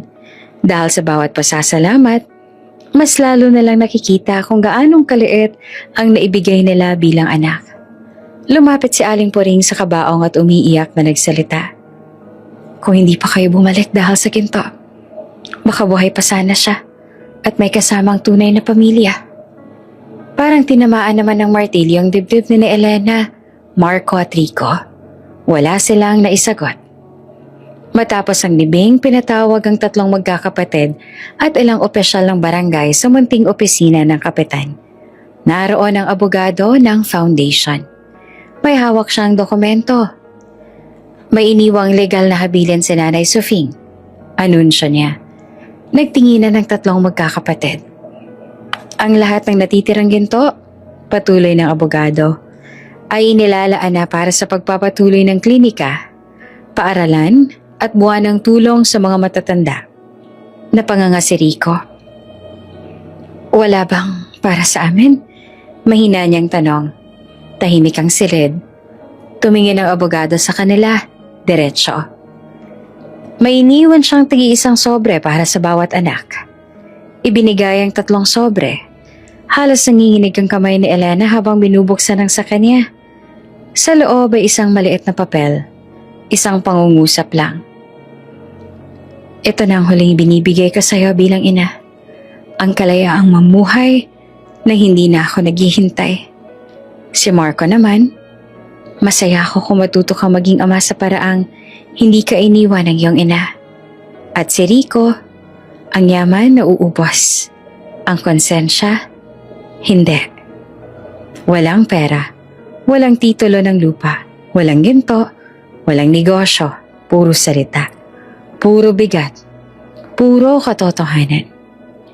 Sa mga sumunod na buwan, itinuloy ang mga proyekto ni Nanay Sofing. Mas lumaki ang klinika, nadagdagan ng silid-aralan. Naging regular ang medical mission. Sa bawat proyekto, may nakapaskil na maliit na karatala. Handog ni Nanay Sofing. Hindi kailanman sinama ang pangalan ng 3 anak. Sa bawat anibersaryo ng kanyang pagkamatay, may libreng kainan sa baryo. Hindi man lang sila kilala ng mga batang kumakain. Hindi sila tinatawag na anak ng nagbigay. Isa na lang silang mga bisitang tahimik sa gilid.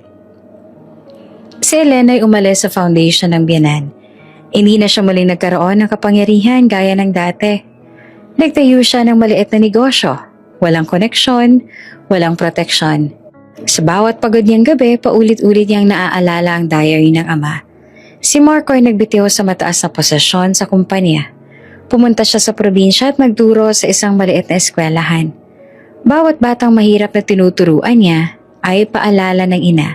Si Rico naman ay tuluyang iniwan ng asawa. Namuhay siyang mag-isa. Lumipat ng lungsod. Hindi na muli nagpakita sa mga dating kaibigan. Lahat sila ay buhay. Ngunit wala ni isa sa kanila ang tunay na masaya. Isang hapon, bumalik ang 3 magkakapatid sa dating kubo. Wala na ito. Pinalitan na ito ng maliit na gusali, bahagi ng community office ng klinika. Sa isang gilid may maliit na lapida. Dito minsang naninirahan ng isang ina na piniling magbigay kahit iniwan. Walang apelido, walang petsa ng kapanganakan, walang larawan. Isang pangungusap lang. Tahimik silang 3. Walang umiyak, walang nagsalita. Hindi na kailangan. Sa kanilang pagbabalik sa kani-kanilang buhay, iisa lang ang kanilang dala. Hindi ginto, hindi proyekto, hindi pundasyon, kundi isang sumpa. Ang sumpa ng isang pagkakataong hindi na kailanman mababawi. Iniwan nila ang ina noong siya ay buhay, at kahit ang ginto ay naiwan sa kanila, hindi nila natikman ang yaman ng isang buhay na may pagmamahal. Sa San Isidro patuloy ang pag-ikot ng buhay. May mga batang nag-aaral, may matandang ginagamot, may pamilyang kumakain dahil sa klinika at tulong. At sa tuwing may tinatanong kung sinong may-ari ng lahat ng ito, iisa lang ang sagot ng baryo. Isang inang hindi yumaman sa pera, pero yumaman sa puso.